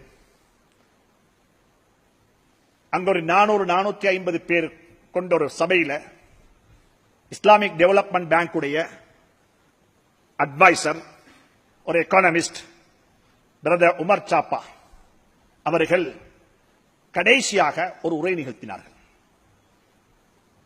அந்த உரையில் அவர்கள் சொன்னார்கள், இந்த உலகத்தில் முஸ்லீம்கள் தலை நிமிர்ந்து வாழக்கூடிய காலத்தில் இந்த நோபல் பிரைஸ் என்று சொல்லி ஒன்று இருக்க இல்லை. அந்த காலத்தில் இந்த பிரைஸ் இருந்திருக்கும் என்றால் இந்த பிரைஸுக்குரிய 100க்கு 100 சொந்தக்கார் யார் இருந்திருப்பாங்க? முஸ்லீம்கள் இருந்திருப்பார்கள். ஏன் என்று சொன்னால் அந்த முஸ்லீம்களிடத்தில் அறிவு மாத்திரம் இருக்கவில்லை, ஆத்மீகமும் இருந்தது. வெறுமனே கல்வி மட்டுமல்ல, ஆத்மீகம் இருந்தது. இந்த ரெண்டும் சேர வேண்டும். ஒரு சமூகத்துக்கு 2 சிறகு, ஒரு பறவைக்கு 2 சிறகு, ஒரு சமூகத்துக்கு 2. ஆத்மீகம் இருக்க வேண்டும், அதே நேரத்தில் அறிவு பின்புலம் இருக்க வேண்டும். அதத்தான் இக்ரா பிஸ்மி ரப்பிக்கல்லதி ஹலக். வெறுமனே அறிவு மட்டுமல்ல, அறிவு நிறைந்த ஆத்மீகம் நிறைந்த அறிவு அல்லது அறிவு நிறைந்த ஆத்மீகம், கல்வி நிறைந்த ஆத்மீகம், இது முதலாவது வர வேண்டும். எனவே இன்றைக்கு ப்ரொஃபஷனல்ஸ் ஒரு பக்கம் இருக்கிறாங்க, இன்னும் ஒரு பக்கம் இருக்கிறாங்க. யார் தெரியுமா? யாரு? உலமாக்கள்.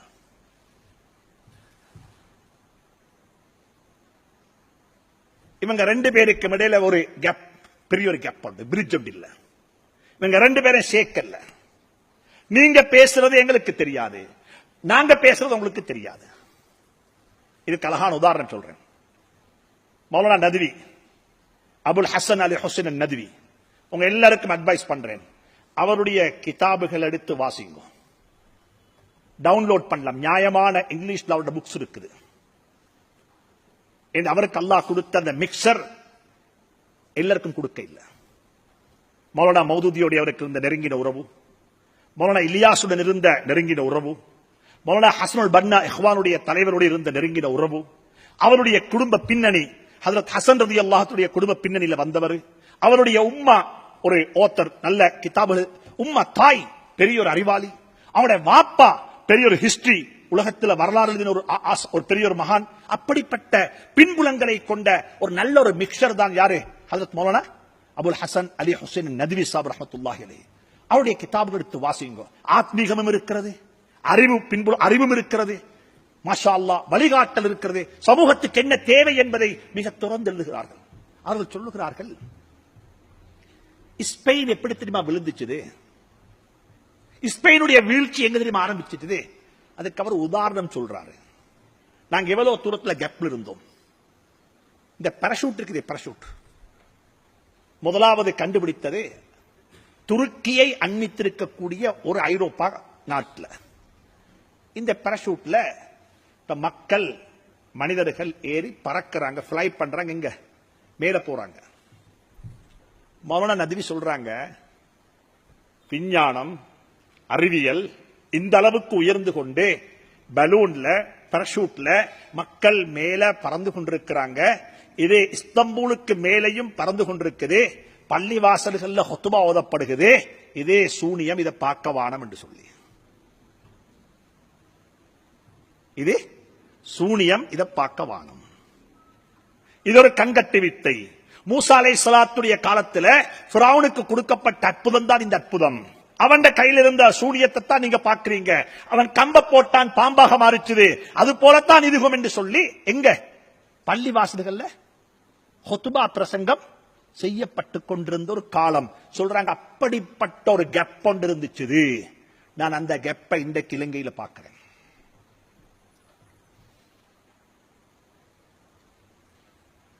அதான் பிரச்சனை. நீங்க இருக்கிற இடத்துக்கு நாங்க வாரதும் இல்ல, நாங்க இருக்கிற இடத்துக்கு நீங்க வாரதும் இல்ல. எங்களோட லாங்குவேஜ் உங்களுக்கு தெரியாது, உங்களோட லாங்குவேஜ் எங்களுக்கு தெரியாது. ஆனா நாங்க ரெண்டு பேரும் சமூகத்தை பத்தி தான் திங்க் பண்றது, ரெண்டு பேரும் சமூகத்துடைய மேம்பாட்டை பத்தி தான் பேசுகிறோம், சமூகத்துடைய மேம்பாட்டுக்காக வேண்டிய உழைக்கிறோம். இது ஒரு பக்கம், ரெண்டு பக்கம் இருக்கு. ஒரு பக்கம் இங்கல, ஒரு பக்கம் அங்கல. மூணாவது ஒரு வகுப்பார் இருக்கிறாங்க, செல்வந்தர்கள், தனவந்தர்கள், கொடை கொடுக்கக்கூடியவங்க. மாஷா அல்லாஹ், மன திருப்தியோட சொல்லும் அவர்களுடைய பங்களிப்பை அவர்கள் சரியாக செய்து கொண்டிருக்கிறார்கள். நான் அன்றைக்கு சொன்னேன், கல்விக்காக வேண்டி பணத்தை வாரி வழங்கக்கூடியவர்களை நீங்க எடுத்துக்கொண்ட இந்த நாட்டில் அவர்களுடைய கல்வி பின்புலம் ரொம்ப குறைவானதாகத்தான் இருக்கும். பெரிய பட்டதாரிகள் அல்ல, பெரிய பட்டதாரி அல்ல. நீங்க உங்களோட பள்ளிவாசலுக்கு உதவி செய்யக்கூடிய ஒரு மிக முக்கியமான நிறுவனம் தான் ஜெம். அவர் சென்ற 2 கிழமைக்கு முன்னால ஒரு லேடிஸ் காலேஜில் ஸ்கூல்ல ஒரு 6 தட்டு ஒரு பில்டிங்கை கட்டி வக்ஃப் செஞ்சாங்க. கட்டி போட்டு வக்ஃப் செஞ்சு போட்டு அதே பயணத்தில் இன்னும் ஒரு ஸ்கூலுக்கு போய் இன்னும் ஒரு ஸ்கூலுக்கு என்ன செஞ்சாரு, ஒரு அடிக்கல் நாட்டிட்டு வந்தாரு ஒரு பில்டிங் கட்டுறதுக்கு. அதுக்கு முன்னால 4 தட்டு பில்டிங் ஒன்றை கட்டி பாத்திமா ஸ்கூலுக்கு கண்டி கொழும்புல அதை வக்ஃப் செஞ்சாரு. அவர்கிட்ட கேட்டேன், ஹாஜியார் நீங்க எங்க படிச்சீங்க, என்ன செஞ்சீங்க? இல்ல ஹசரத், நான் கம்பல ஜஹிரால கொஞ்ச காலம் படிச்சேன். அதுக்கு பிறகு நான் ரத்னபுரையில ஒரு கடையில முதலாவது தொழிலுக்கு சேர்ந்தேன். 6 ரூபா சம்பளத்துக்கு. எத்தனை ரூபாய் சம்பளம்? 6 ரூபாய் சம்பளத்துக்கு. முஸ்லிம் லேடிஸ் காலேஜுக்கு கொழும்புல முஸ்லீம் லேடிஸ் காலேஜுக்கு ஒரு தனவந்தர், அந்த கம்பெனிக்கு நான் அட்வைசராக இருக்கிறேன், ஒரு தனவந்தர் அவர் சொன்னார், என்னுடைய மாமி வைஃப்ட உம்மா ஒரு டீச்சர், அவ கௌரவப்படுத்துறதுக்காக வேண்டி நான் இந்த ஸ்கூலுக்கு என்ன சரி செய்யணும் என்று சொல்லி போய் அந்த ஸ்கூல்ல கேட்டா அவங்க என்னமோ இந்த டாய்லெட் அந்த இது ஒரு சின்ன ஒரு வேலை 2 லட்சம் ரூபாய் 2 மில்லியன் வேலையை கொடுத்திருப்பாங்க கையில. சொன்னார், இல்ல இல்ல கொஞ்சம் பெருசா பாக்குறேன். என்ன பெருசி, எவ்வளவு பெருசி, ஆளை பார்த்தா புரியுதில்ல, என்ன கேட்கிறாரு.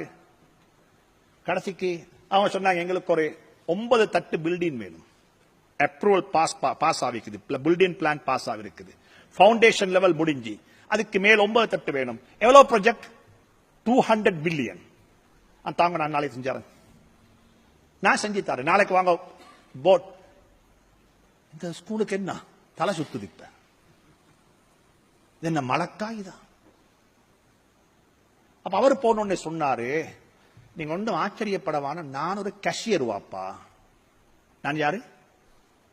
நான் கடையில கூலி வேலை செஞ்சவன். இது ஒன்று நான் கொண்டு வரவும் இல்லை, எனக்கு வாப்பா தரவும் இல்லை. நான் ஒரு வியாபாரம் செஞ்சு தொழில் செய்து ஹலாலாக சம்பாதித்திருக்கிறேன். இது 100% உங்களுக்கு டிக்ளைன் பண்ண ஏதமான அமௌண்ட். இது வந்துட்டு மணி லாண்டரிங் செஞ்சு சம்பாதிச்ச பணம் அல்ல. இது உங்களுக்கு கணக்கு எழுதேடும், அரசாங்கத்துக்கு சொல்லேடும், இன்னால் தான் தந்தாரு, இது ஒயிட் மணி, இதுக்கு நான் செக் தான் தருவேன், காசு தர மாட்டேன். சுப்ஹானல்லாஹ், வேலை நடந்து கொண்டு போகுது.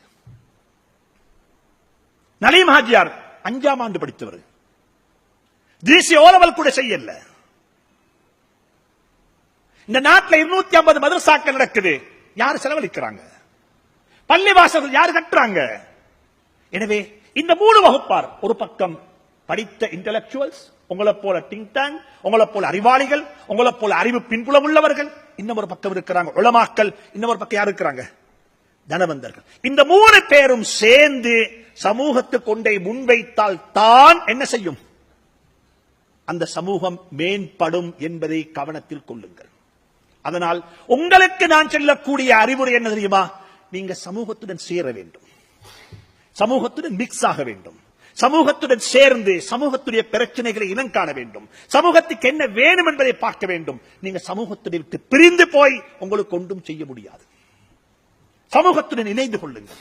நாங்க எப்பயும் சொல்லுவோம், டாக்டர் சொன்னாரு, மருந்தை கொடுத்து போட்டு தண்ணி மருந்து கொடுத்துட்டு சொன்னாரு பேஷனுக்கு, பேஷண்ட அசிஸ்டனுக்கு, இந்த மருந்தை கொடுக்கறதுக்கு முந்தி நல்லா என்ன செய், குலுக்கிட்டு கொடு, நல்லா குலுக்கிட்டு கொடுன்னு சொல்லி. அப்ப என்ன செஞ்சாரு?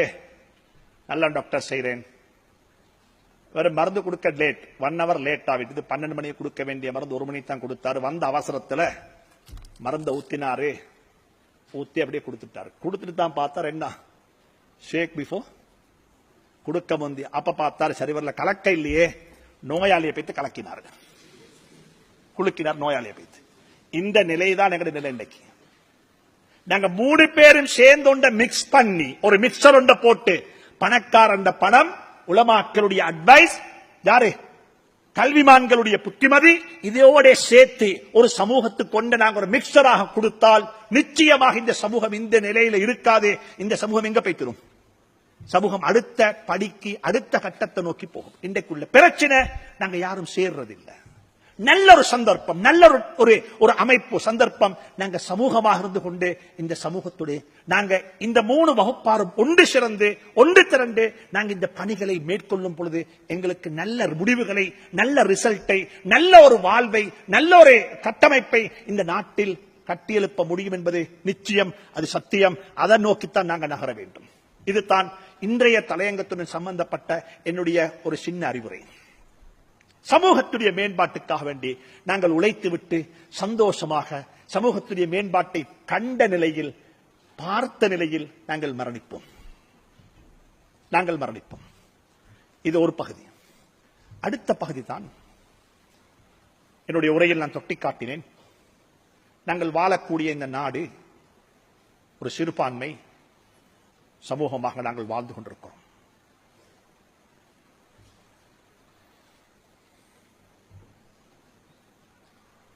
இந்த நாட்டில் இருக்கக்கூடிய பெரும்பான்மை சமூகம், சிங்கள பௌத்த சகோதரர்கள், இவர்களை பொறுத்தவரையில் மிகவும் நல்லவர்கள், மிகவும் நல்லவர்கள். அவருடைய உள்ளம் சரியான பியோ, சுத்தம்.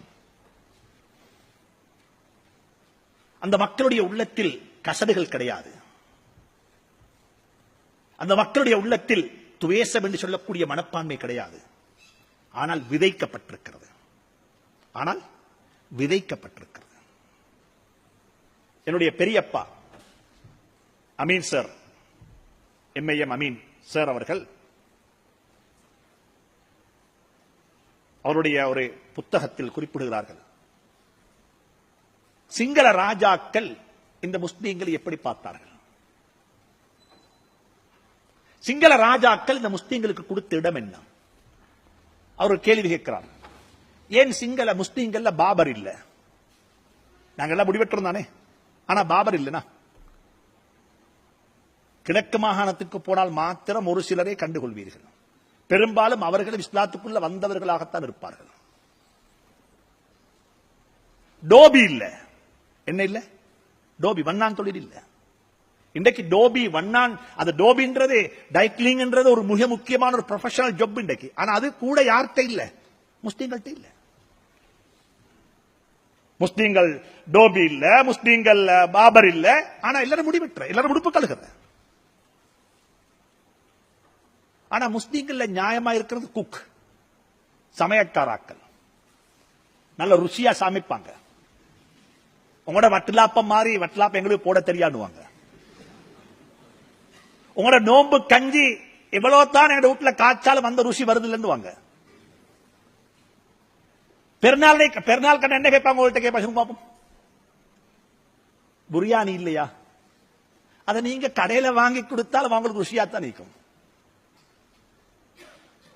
என்னடா முஸ்லீம்கள்ல சமயக்காராக்கள் இருக்கிறாங்க, நியாயமான குக்ஸ்.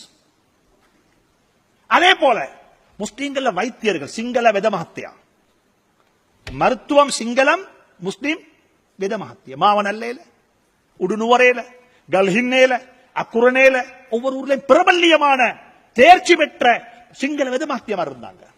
அவர் கேட்கிறாரு, வெதமஹத்தியா இருக்கிறாரு, பாபர் இல்ல, டோபி இல்ல, குக் இருக்கிற காரணம் என்ன? சிங்கள ராஜாக்கள் அவர்கள் வேலைகளை பங்கு வைத்தார்கள். முஸ்லீம்களுக்கு கொடுத்த தொழில் அனைத்தும் நம்பிக்கைக்கு பாத்திரமான தொழில். ஏன்? நம்பிக்கைக்குரியவர்கள். சாப்பாட்டில் நஞ்ச கலக்க மாட்டார்கள், மருந்துல நஞ்ச கலக்க மாட்டார்கள், துரோகம் செய்ய மாட்டார்கள், நோயாளியை துஷ்பிரயோகம் செய்ய மாட்டார்கள், நோயாளிகளை அழகாக நடத்தாட்டுவார்கள். ஏன்? நம்பிக்கைக்குரியவர்கள் என்று சொல்லி அவர்கள் தொழிலை பங்கு வைத்தார்கள். சொன்னார்கள், இந்த டோபி தொழில் செய்தவர்களும் இந்த முடிவற்ற தொழில் செய்தவர்களும் இலக்க ஜாதி, தரத்தில் குறைந்தவர்கள், சமூகத்தில் ஒதுக்கப்பட்டவர்கள் என்று சொல்லி ஒரு நிலை உருவாகி அந்த நிலையில தான் எங்களை உயர்த்தி வைத்தார்கள். எத்தனையோ ஹிஸ்டரி இருக்குது. பன்சலைகளுடைய கணக்கு புள்ள யாரு? இது ஆய்வு செய்யுங்கோ. தலதா மாளிகாவுக்கு சொந்தம் என்று சொல்றாங்க மீராமக்காம் பள்ளி. ஏன் காரணம்? ஏன் ஒரு பன்சலைகளுக்கு பள்ளி கொடுக்க வேண்டும்?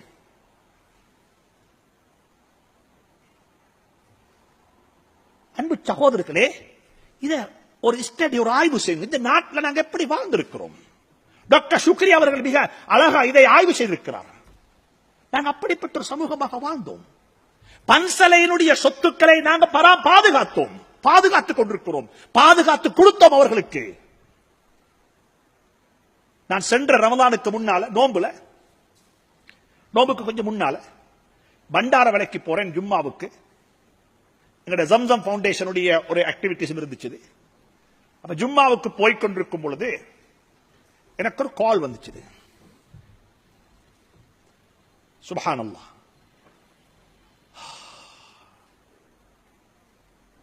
நான் சொல்லுகிறேன், மனிதர்கள் வாழ்வதற்கு பொருத்தமில்லாத உலகத்தில் நாங்கள் வாழ்ந்து கொண்டிருக்கிறோம். மனிதன் வாழ்வதற்கு பொருத்தமில்லாத ஒரு உலகத்தில் நாங்கள் வாழ்ந்து கொண்டிருக்கிறோம். என்னதையுமா அந்த கால்?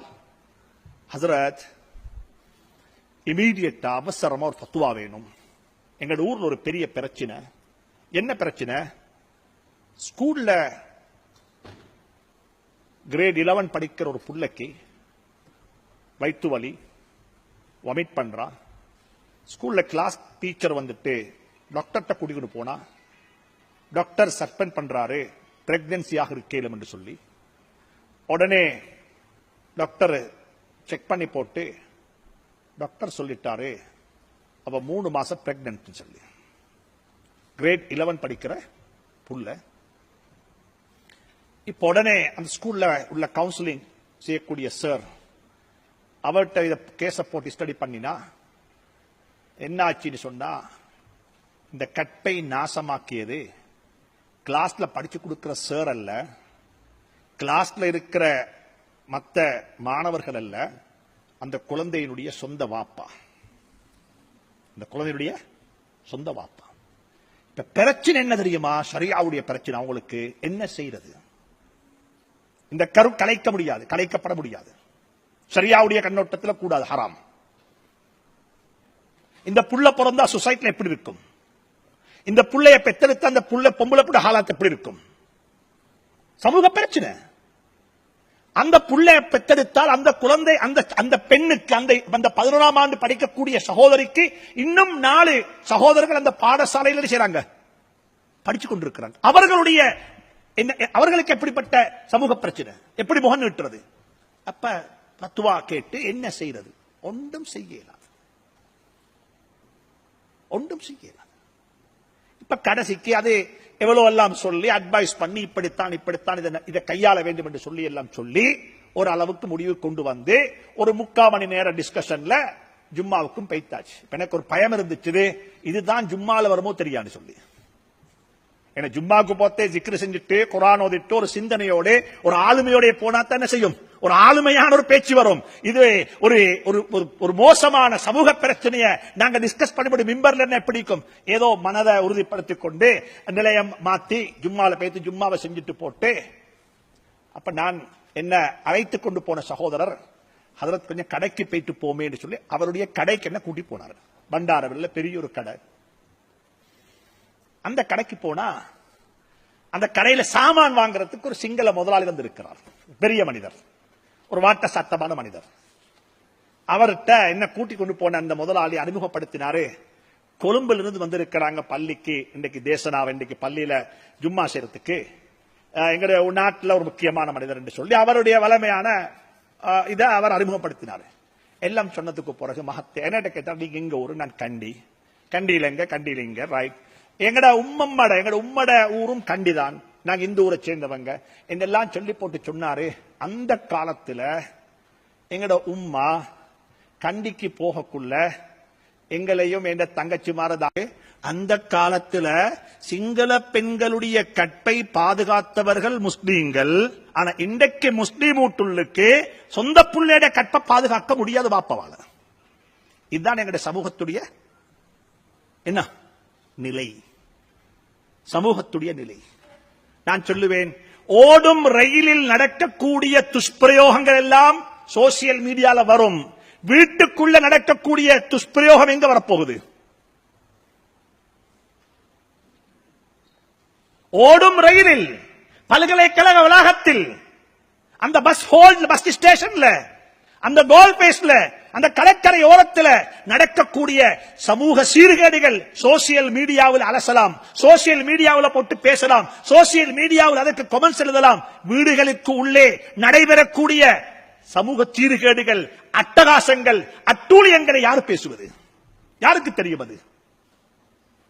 எனவே மிக வினயமாக சொல்லுகிறேன், நாங்கள் ஒரு கண்ணியமான சமூகம், இந்த நாட்டுக்கு பெயர் தேடி கொடுத்த சமூகம், இந்த நாட்டினுடைய கௌரவத்தை பாதுகாத்த சமூகம், இந்த நாட்டினுடைய பெரிய பெரிய பொறுப்புகளை சமாளித்த சமூகம். மிக வினயமாக சொல்லுகிறேன், அந்த நிலை எங்களுக்கு இன்று இல்லை. நாங்கள் பலன் தராத, பழம் பறிக்கப்பட முடியாத ஒரு மரமாக மாறிவிட்டோம். இப்ப என்ன சொல்றாங்கண்டா, வெட்டி வீசுவதை தவிர வேறொன்றும் இல்லை. வெட்டி வீசுறதை தவிர வேறொன்றும் இல்லை. தேவையில்லை. இவர்கள் நாட்டுக்கு சுமை, நாட்டினுடைய வளத்தை அபகரிக்கிறார்கள் என்ற கருத்து பெரும்பான்மை சமூகத்திடம் இருக்கிறது. இந்த நிலை மாற வேண்டுமா? என்ன செய்ய வேண்டும்? என்ன செய்ய வேண்டும்? நான் எப்பயுமே சொல்லுவேன், நாங்க ஒரு பேலன்ஸ் இல்லாத சமூகம். அந்த கோணம் இந்த கோணம் நடுவுல இல்லை. எப்பயுமே நடுவுல இல்ல. முடித்துக் கொள்கிறேன். இந்த பல்கலைக்கழக வளாகத்திலும் இந்த ரெண்டும் இருக்குது. ஒன்று இருக்கிறாங்க ஐசோலேட்டட் சொசைட்டி, பெரும்பான்மை சமூகத்தோட எந்த விதமான சம்பந்தமும் எங்களுக்கு இல்ல, நாங்க ஓரமாகிட்டோம், எங்களுக்கு ஒன்றுமே வானம், ஒன்றும் தெரியாது. இன்னமொரு சமூகம் இருக்கிறாங்க, அவங்க சேர்ந்து மிக்ஸ் ஆகி மெல்ட் ஆகிட்டாங்க, சேர்ந்து அப்படியே கரைஞ்சு போயிட்டாங்க. இந்த நாட்டில் எத்தனையோ கிராமங்கள் இருக்குது, அப்படி சேர்ந்து கலந்து கரைஞ்சி போடுவாங்க. உதாரணமாக ராகம, வத்தல, மாபோல, வேங்கொட, ஹம்பந்தொட்டில் எத்தனையோ கிராமங்கள் இருக்குது. அந்த மக்கள் அங்க இருக்கக்கூடிய பெரும்பான்மை சமூகத்தோட சேர்ந்து அப்படியே என்ன ஆயிட்டாங்க, கரைஞ்சி போயிட்டாங்க. அட்ரஸே இல்லை. நாங்க ஒரு ஜமாத்து போய்த்திருந்தோம் வியாங்கொடைக்கு. பள்ளியில மகரிப் ஜும்மா ஃப்ரைடே ஈவினிங் இஷா தொழுகைக்கு பிறகு நாங்க உட்கார்ந்து கொண்டிருக்கிறோம். உட்கார்ந்து கொண்டிருக்கும் பொழுது பள்ளி ஹதரத்துக்கு சாப்பாடு வருகிறது. எதுல? பாஸ்கெட்ல சாப்பாடு. சாப்பாட்டை எடுத்துக்கொண்டு வந்த பொம்பளை புள்ள ஒரு சிங்கள புள்ள, கையில நூல் கட்டிக்குது, அவங்களோட கட்ட கவுன் ஒன்று எடுத்திருக்குது. சும்மா கை தலையில ஸ்காப் ஒன்று இல்ல. வந்தா ஹதரத்துக்கு அஸ்ஸலாமு அலைக்கும் என்றாரு. ஹதரத்தும் வாலைக்கும் அஸ்ஸலாம் என்றாரு. சாப்பாடு கொடுக்கப்பட்டு சாப்பாடு வாங்கின எங்களுக்கெல்லாம் இதோர் என்ன, என்னடா இது, இப்படியும் ஒரு இஸ்லாமா? போனதுக்கு கூட ஹதரத்தை கேட்ட என்ன செய்தி? இல்ல ஹதரத், இங்க முஸ்லீம் ஒன்றுமே இல்ல, எல்லா வீட்லயும் சிங்களாக்களும் மீற, எல்லா வீட்லயும் முஸ்லீம் ஆக்களும் மீற.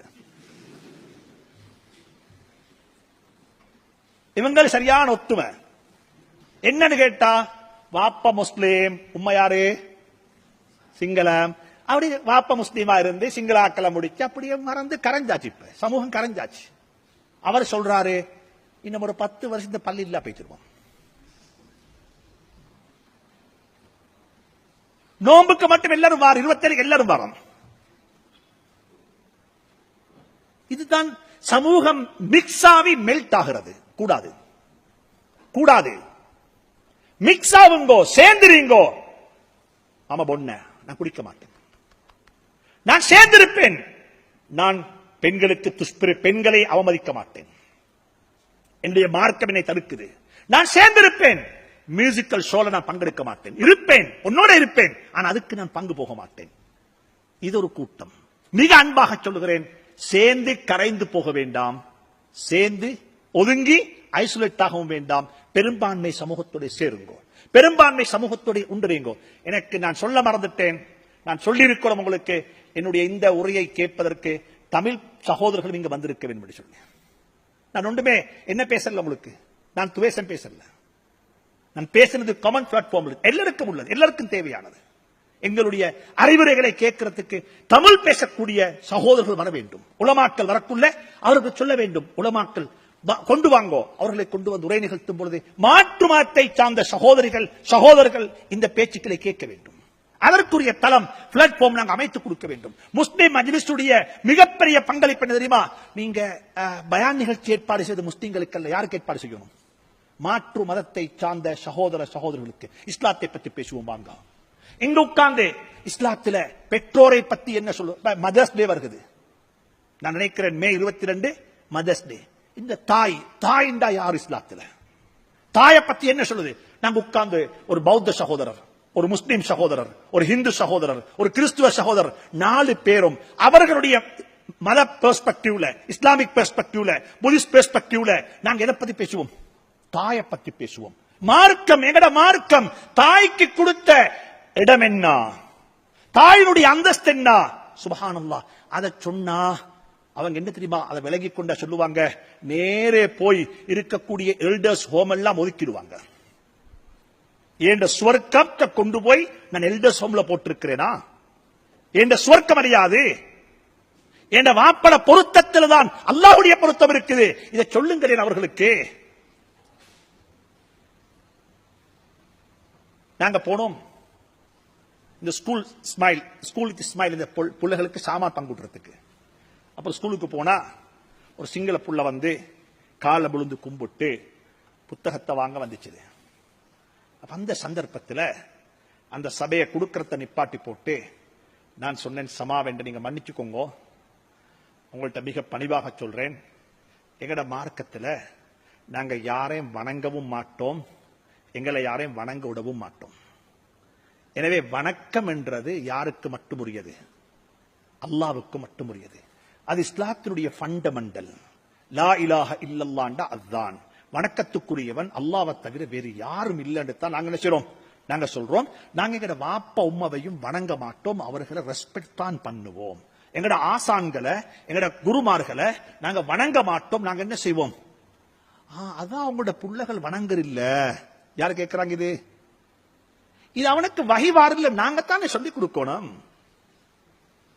இது அவனுக்கு ஜிப்ரீல் இஸ்லாம் வந்து சொல்ற இல்ல முஸ்லீம்கள் வணங்க மாட்டாங்க. அப்ப முஸ்லீம்கள் என்ன செய்வாங்க? இப்ப இது ராங் இன்டர்பிரிட்டேஷன் அவங்க சொல்ல முந்தி நாங்க சரியான விளக்கத்தை அவங்களுக்கு கொடுக்கணும். நாங்க சேரோணும், இஸ்லாத்தை பத்தி பேசணும், இஸ்லாத்தை பத்தி சொல்லணும், அவருடைய கதைக்கோணம். அப்படி கதைச்சாத்தான் இந்த விஷயம் என்ன செய்யும். நான் ஒரு சகோதரர் கண்டேன், என்னோட உட்கார்ந்து சாப்பிட்டாரு. அப்ப எனக்கு பக்கத்தில் சொன்னாரு, முஃப்தி சாப் இவர் வந்து ஒலிவில் கேம்பஸ்ல இருக்கிறாரு, நியூ முஸ்லிம், ஒரு ப்ரொஃபசர், ஒரு ஃபேக்கல்டியில முக்கியமான ஆள். அப்ப நான் அவர்கிட்ட கேட்டேன், பழமையா கேட்கிற கேள்விதானே, எப்படி இஸ்லாத்துக்கு வந்தீங்கன்னு சொல்லி. எப்படி இஸ்லாத்துக்கு வந்தீங்க சொன்னாரு.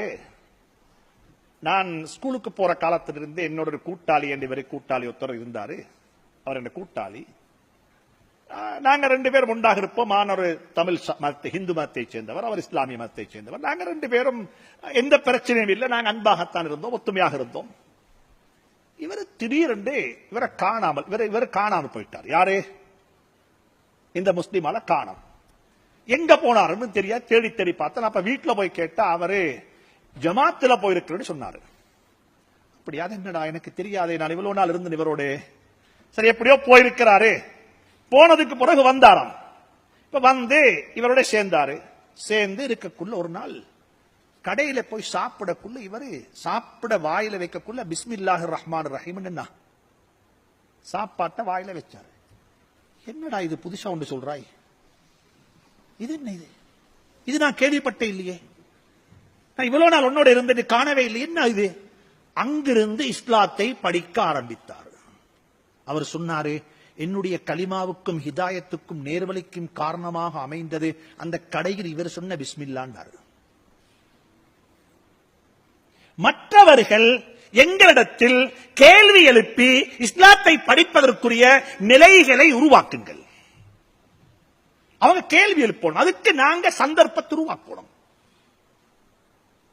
ஜமியத்துல் உலமாவால 5 வகையான புத்தகம். இந்த நாட்டில் ஜிஹாதுண்டா என்ன, டெரரிசத்துக்கு இஸ்லாம் இல்ல, இந்த நாட்டில் மாடறுப்புண்டா என்ன, மாடறுக்கிறத பத்தி நாங்க ஜமியத்துல் உலமாவால, இறைச்ச பத்தி, மாட்டை பத்தி, மாடறுப்ப பத்தி ஜமியத்துல் உலமாவால ஒரு அழகான ஒரு சின்ன ஒரு, நான் நினைக்கிறேன் 15 பக்கங்கள் கொண்ட சின்ன ஒரு கையடக்க ஒரு நூல் ஒன்று வெளியிட்டோம்.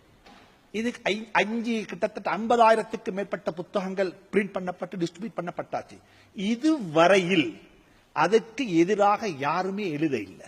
ஏன்? அதுல நாங்க குர்ஆன் எழுதல, அதுல நாங்க ஹதீஸ் எழுதல, அதுல நாங்க எழுதினது இந்த நாட்டினுடைய எக்கானமிக் பெர்ஸ்பெக்டிவ்ல, இந்த நாட்டினுடைய எக்கானமிக்கு இது எவ்வளவு முக்கியமானது. ஒரு நாளைக்கு 5000 மாடு செய்து அறுக்கப்படுகிறது. ஒரு மாசத்துக்கு அறுக்க எத்தனை மாடாகும்? 1.5 லட்சம் மாடு. ஒரு வருஷத்துக்கு அறுக்கிறதுக்கு எத்தனை மாடாகும்? இங்க மனுஷனுக்கே சாப்பிடுறதுக்கு சாப்பாடு இல்லாம இருக்கிறாங்க, இந்த மாட்டுக்கு யாரப்பா தின்ன கொடுப்பாங்க? ஒரு மாடு எவ்வளவு சாப்பிடுது? ஒரு மாட்டினுடைய உணவு எவ்வளவு தேவை? பால் தராத மாடு சாப்பிட்டா என்னுக்கு பிரயோஜனம் என்றெல்லாம் எழுதி பன்சலையா பங்குட்டோம். ஒரு சகோதரர் கூட எந்த ஒரு சோசியல் மீடியாவில் கூட அந்த கருத்துக்கு மாற்று கருத்து சொல்லல. ஏன் காரணம் சொல்ல முடியாது. எங்களுடைய ஜிஹாத் என்ன? நாங்க ஜிஹாத் என்ன ஜிஹாத்? எங்கள்ட்ட என்ன ஜிஹாத் இருக்குது? எங்கள்ட்ட என்ன ஆயுத பலம் இருக்குது? நாங்க ஆயுதம் தூக்கியவர்கள் அல்ல இந்த நாட்டில். இப்படியாக நாங்க இந்த நாட்டு மக்களுடன் நாங்க என்ன செய்ய வேண்டும்? நெருங்கி கரைந்து போகாமல் கலந்து வாழ வேண்டும், அவருடைய பேச வேண்டும், கதைக்க வேண்டும். இது ஒதுங்கி போகாதீர்கள் தயவு செஞ்சு. எங்களோட வீட்டுக்கு அவர்கள் அழைத்துக் கொண்டு போங்க, எங்களோட வீட்டுக்கு அவர்கள் அழைத்துக் கொண்டு போங்க. நான் எப்பயுமே சொல்றேன், எங்களுக்கு அந்த சந்தர்ப்பம் கிடைக்கல. எங்களுக்கு பேசவும் தெரியாது. சிங்கள வீட்டுக்கு நீங்க போனா உங்களை எப்படி வரவேற்பாங்க சொல்லுங்களேன்? அந்த வீட்டுல உம்மா வாப்ப எப்படி வரவேற்பாங்க? துவ புத்தா. முஸ்லீம் வீட்டு போனா சொந்த மகனே மகான் வான்னு கூப்பிடுறே. சொந்த மகனையே மகான் எப்ப வந்தானே கேட்கல, எப்படா வந்தாய்? இது சிரிக்க சொல்லல, யதார்த்தத்தை சொல்றேன். எப்பயாவது நான் கேட்கிறேன், நீங்க ஒரு தகவல் அனுப்பினதுக்கு பிறகு வாப்பாட்டே இந்த ஜஸாக்கல்லாஹ் ஹைர் வெல் டன் என்று சொல்லி எப்பயாவது வந்திக்குமா உங்களுக்கு? நீங்க எப்பயாவது உங்களோட வாப்பக்கு நான் 9 பாடத்திலே வாப்ப நான் சித்தி அடைஞ்சிட்டேன், இதுக்கு பின்னால் உங்களோட உழைப்பு தான் இருக்குது, உங்களை நினைச்சக்குள்ள எனக்கு சந்தோஷமா இருக்குது, வாப்பக்கு நாங்க அனுப்பிடுவோம் எப்பயாவது SMS உண்டு? நேத்ராவுத்தான் ஒரு கிளாஸ்ல யாரோ ஒருத்தர் உட்கார்ந்து படிச்சோம், அவன் சொல்லி தந்தது எக்ஸாம்ல வந்துச்சு, அவனுக்கு என்ன செய்விப்ப? உன்னை சந்திச்சதே பெரிய பாக்கியம் எனக்கு. எங்கட சமூகத்தில் இல்ல பிரச்சனை இதெல்லாம். பேச தெரியாத சமூகம், மன்னிச்சுக்கோங்க சொல்வதற்கு. சிங்கள வீட்டுக்கு போனா புத்தே துவே கோமத, எனக்கு சிங்கள பேச தெரிய, மன்னிச்சுக்கோங்க. நான் சொல்றேன், உண்மையை சொல்றேன் உங்களுக்கு. நான் பழகி இருக்கிறேன், பழகிக் கொண்டிருக்கிறேன். பௌத்த பிக்குகளோட பழகிறேன், பேச தெரியாம பழகிறேன். எனக்கு உண்மையிலே கதைக்க தெரியாது, ஆனாலும் அவர்கள் மிக நெருக்கமாக பழகிறார்கள். பேசி பார்த்தால், நெருங்கி பார்த்தால், இப்படி நல்லவர்களா, இந்த குணமுடையவர்களா என்று சொல்லி நாங்க அவர்கள்ட்ட படிக்க வேண்டியிருக்குது. எனக்கு இப்போ SMS வந்து நான் மகரிப் தொழுதுடனே என்ன மகன் நாளைக்கு ஒரு ஜும்மா ஓதுறாரு, எனக்கு ஜும்மாவை அப்படியே எழுதி SMS பண்ணியிருந்தாரு. நான் ஜும்மாவை வாசிச்சு பார்த்து போட்டு, வெல் டன் ஜஸாக்குமுல்லாஹு ஹைர் dear son, keep your sincerity என்று சொல்லி அவருக்கு ஒரு நசியத்து செஞ்சு அவருக்கு நான் அட்வைஸ் பண்ணிட்டு, make you are proud for me என்று சொல்லி அவருக்கு ஒரு SMS அடிச்சு படிச்சு. இப்ப கடைசி அடிச்ச SMS அந்த SMS. நான் அவனை பாராட்ட விட்டால் அவனை யாரு பாராட்டுறது? இந்த கலாச்சாரம் எங்கள்கிட்ட வர வேண்டும். இந்த கலாச்சாரத்துக்குரிய சொந்தக்காரர்களாக நாங்கள் மாற வேண்டும். மற்றவர்களை பாராட்டுவது, மற்றவர்களை வர்ணிப்பது, மற்றவருடைய தியாகங்களை பேசுவது எங்கள்கிட்ட வர வேண்டும். அப்ப நான் சொல்லுகிறேன், உங்களுக்கு ஒரு நல்ல ஒரு சந்தர்ப்பம், இருக்கக்கூடிய மாற்று மதத்தை சார்ந்த சகோதரன் கலந்து இருந்து மார்க்கத்தை பற்றி பேசி விதண்டாவாதம் பேச வேண்டாம், தர்க்கம் செய்ய வேண்டாம், வீண் வம்புக்கு போக வேண்டாம். நல்லதை பேசுங்கள், இஸ்லாத்தை அறிமுகப்படுத்துங்கள், இஸ்லாத்தை சொல்லுங்கள், அழகாக சொல்லுங்கள். எங்களோட குர்ஆன் எங்களுக்கு வழிகாட்டுது, மாற்று மதத்தை சார்ந்த சகோதரருடன் எப்படி எங்களுடைய உறவு அமைய வேண்டும், நாங்க எப்படி இவங்களை டீல் பண்ணணும்.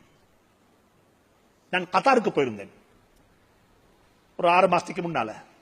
அப்ப நான் சொன்ன, எம்பசி போங்கப்பா, நீங்க எல்லாம் என்ன செய்றீங்க, நேஷனல் டே வந்தா எம்பசியில போயிட்டு கொடியை ஏற்றி எங்கட என்ன தேசிய கீதம் படித்து எங்கட நாட்டு பற்றை வெளிப்படுத்துங்களேன் என்று சொன்ன உடனே சொன்னேன்.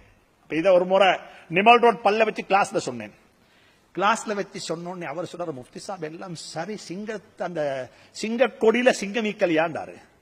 நான் சொன்ன 1000 ரூபாத்தால மஹிந்த நீக்கிறதான்னு சொல்லி, சிங்கக்கொடிய வீட்டுல வச்சேலான்னு 1000 ரூபாத்தாலே வீட்டுல வச்சேலாம். சும்மா முட்டாள்தனமான ஆர்கியூமெண்ட், முட்டாள்தனமான பேச்சு. அப்ப அவர்கிட்ட சொன்னேன், கத்தார்ல வச்சோன்னே எம்பசி போங்க என்ன. அப்ப சொன்னாங்க, இல்ல அதுல பிரச்சனை என்ன தெரியுமா, அங்க போனா அங்க லிக்கர் சேவ் பண்றாங்க. என்ன சேவ் பண்றாங்க? அப்ப நான் சொன்னேன், நீங்க அந்த கன்செப்ட்ல இருக்கிறா கத்தாருக்கு எப்படி வந்தீங்கன்னு கேட்டேன். எந்த பிளைட் ஏறி வந்தீங்கன்னு சொல்லி. என்ன லிக்கர் சப்ளை பண்ணாத பிளைட் இருக்குதா கத்தாரு போறதுக்கு? எந்த பிளைட்ல அப்ப சொன்ன, நீங்க இதுக்கு பிறகு கத்தாருக்கு வரண்டா சவுதியால மட்டும்தான் வரணும். ஏன்? அதுலதான் லிக்கர் பங்கு வைத்திரல என்று சொல்றாங்க. அல்லாஹு ஆலம். லிக்கர் பங்கு வைத்த இடத்துல நீங்க இருக்க இடத்துல நீங்க குடிக்க வேணும். நீங்க குடிக்காம இருங்க, நீங்க சொல்லுங்க நாங்க குடிக்க மாட்டோம் சொல்லி போட்டு சொன்னேன். நீங்க 50 பேர் பைத்து, அந்த 100 பேர் இருக்கிற சபையில 50 பேர் பைத்து குடிக்காம நீங்க ஒதுங்கி நின்றா அவங்களுக்கே வெட்கம் வரும். யாருக்கு? இவனுங்கள் வரான் இப்ப பெரிய மண்டக்குத்து. இதுக்கு பிறகு லிக்க பாட்டி இல்ல. என்ன பாட்டி இல்ல? அதை எங்க வீட்டுக்குள்ள வச்சுக்கொள்வோம் என்ற இவங்களுக்கு முன்னால நாங்க இதை குடிச்சிட்டு ஆடுறது அவ்வளவு சரியில்லை என்று சொல்லி யாருக்கு புரியும்? ஒதுங்கி போக வேண்டாம், நீங்க இருந்து கரைந்து போக வேண்டாம், கரைந்து போக வேண்டாம். எனவே மிக வினயமாக, அன்பாக, இரக்கமாக சொல்லுகிறேன், சமூகத்தோடு சேர்ந்து போங்க, சமூகத்தோடு நாட்டு பற்றை வெளிப்படுத்துங்கள், ஸ்ரீலங்கன் என்ற உணர்வை கொண்டு வாருங்கள். இந்த உணர்வுடன் நாட்டுக்கு பிரயோசனம் உள்ள ஒரு சமூகமாக மாறி எங்கட சமூகத்தை மறந்து விடாமல் எங்கட சமூகத்துடைய மேம்பாட்டுக்கு உழைக்க வேண்டும். அதற்கு நாங்கள் வித்திட வேண்டும், அதை பற்றி திங்க் பண்ண வேண்டும். கடைசியாக என்ன தெரியுமா, நான் படிச்சிட்டேன், என்னோட நீங்க ஒருத்தரும் சேரவானம், நான் டாக்டர், என் வீட்டுக்கு வாரண்டா இத்தனை மணிக்கு தான் வரணும், டைம் போட்டிக்குது, என் வீட்டில் இப்படித்தான் இருப்பேன். சுபஹானல்லாஹ், இந்த மென்டாலிட்டியை விட்டுட்டு நாங்க சமூகத்தோட சேரோணும், சமூகத்துக்காக வேண்டி உழைக்கணும். அப்படிப்பட்ட வைத்தியர்கள், அப்படிப்பட்ட டாக்டர், அப்படிப்பட்ட இன்ஜினியர்ஸ், அப்படிப்பட்ட ப்ரொஃபஷனல்ஸ் எங்களுடைய சமூகத்தில் நியாயமாக இருக்கிறாங்க. அவர்களை வரவேற்கிறோம். அவருடைய பணி வாழ வேண்டும், அவருடைய பணி இன்னும் உயர வேண்டும். எனவே அப்படிப்பட்ட ப்ரொஃபஷனல்ஸாக நீங்களும் உருவாக வேண்டும் என்பதை இந்த விடத்தில் மிக வினயமாக சொல்லி, அன்பாக சொல்லி, அல்லாஹ் எனக்கும் உங்களுக்கும் நல்லருள் பாலிக்க வேண்டும் என்ற துஆ பிரார்த்தனையுடன் எங்களை உருவாக்குவதற்கு யாரெல்லாம் காரணகர்த்தாக்களாக இருந்தார்களோ அவர்கள் அனைவர்களுக்கும் அல்லாஹ் ஆஃபியத்தான, ஆரோக்கியமான ஈருலக வாழ்வினுடைய பாக்கியங்களையும் வழங்க வேண்டும் என்று சொல்லக்கூடிய பிரார்த்தனையுடன் விடைபெறுகிறேன். என்னுடைய பெற்றோர்களையும், என்னுடைய ஆசான்களையும், என்னுடைய குடும்பத்தையும், என்னுடைய குழந்தைகளையும், அவர்களுடைய உதவியையும் அவருடைய சப்போர்ட்டையும் என்னால் மறக்க முடியாது. அவர்கள் அனைவர்களுக்கும் அல்லாஹ் நல்லருள் பாலிக்க வேண்டும் என்று சொல்லக்கூடிய துஆ பிரார்த்தனையுடன் விடைபெறுகிறேன். அஸ்ஸலாமு அலைக்கும் வரஹ்மத்துல்லாஹி தஆலா வபரகாத்துஹு. Zamzam Foundation. Humanity beyond religion.